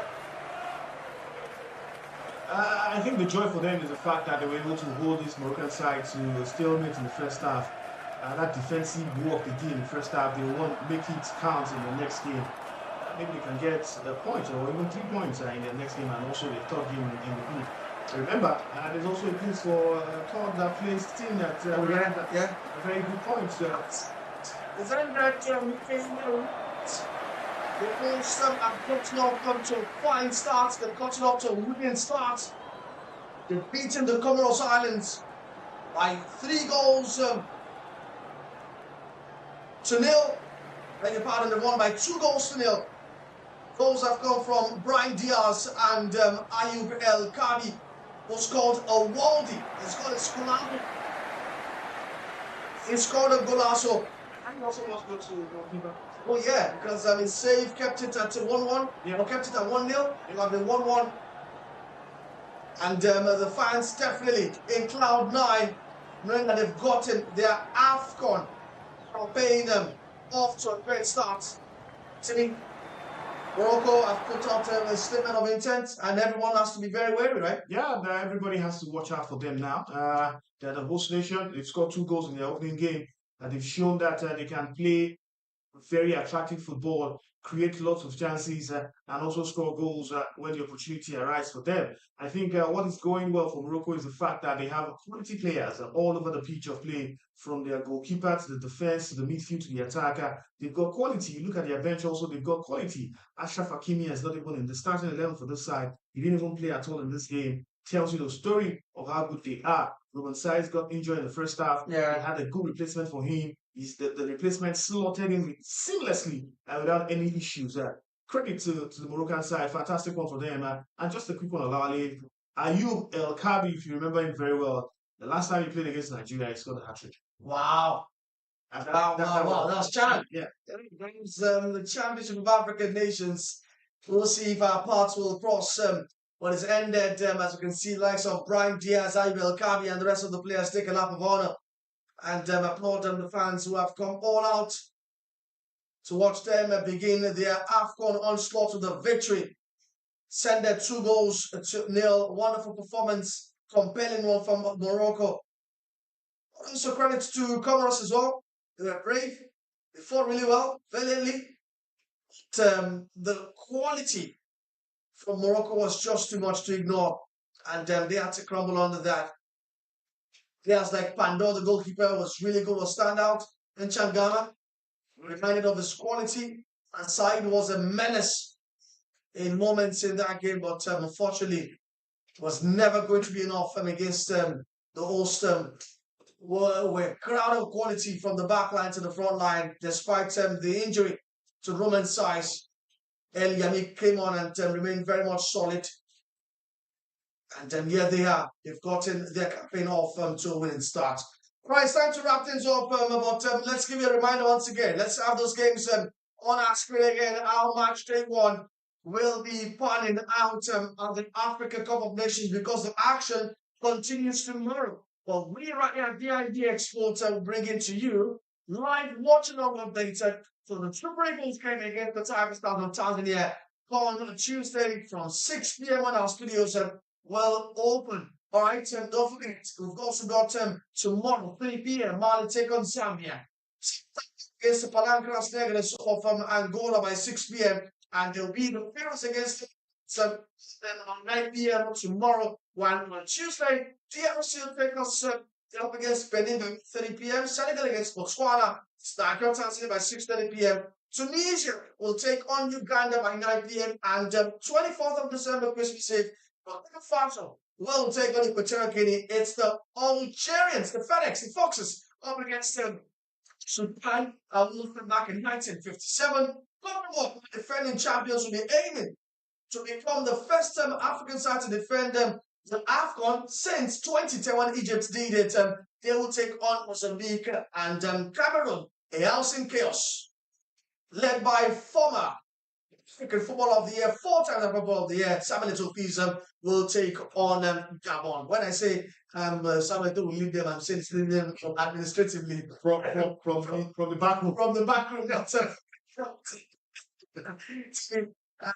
It's a great way to start the AFCON, right? Yeah, It's a feeling that this AFCON is going to be a memorable one, right? because they are playing this competition in Morocco where they have loads of fantastic facilities, state-of-the-art stadiums, equipment, cameras, everything that you need. Moroccan also love football as well. Yeah, they also love football. We know them from their club days, the CAF competitions, and also the CAF Champions League and the rest of them. So I think it's going to be a wonderful tournament in our league. It's going to be a fantastic one. And the joy again to this competition is the fact that they're not having to stress with heat.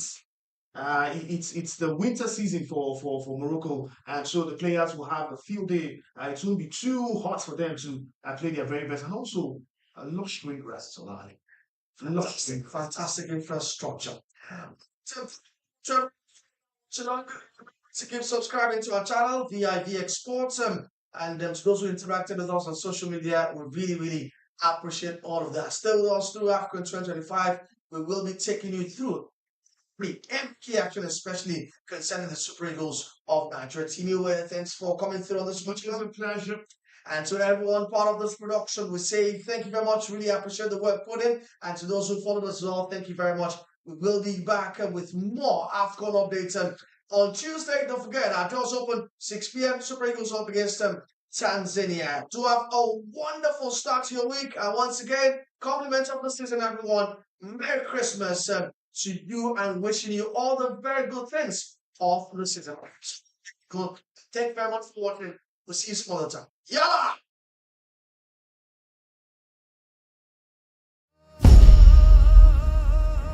Morocco, 52 matches, 24 nations, 9 stadiums, 6 cities, 1 continent, 1 title, 1 goal. The undisputed champion of Africa.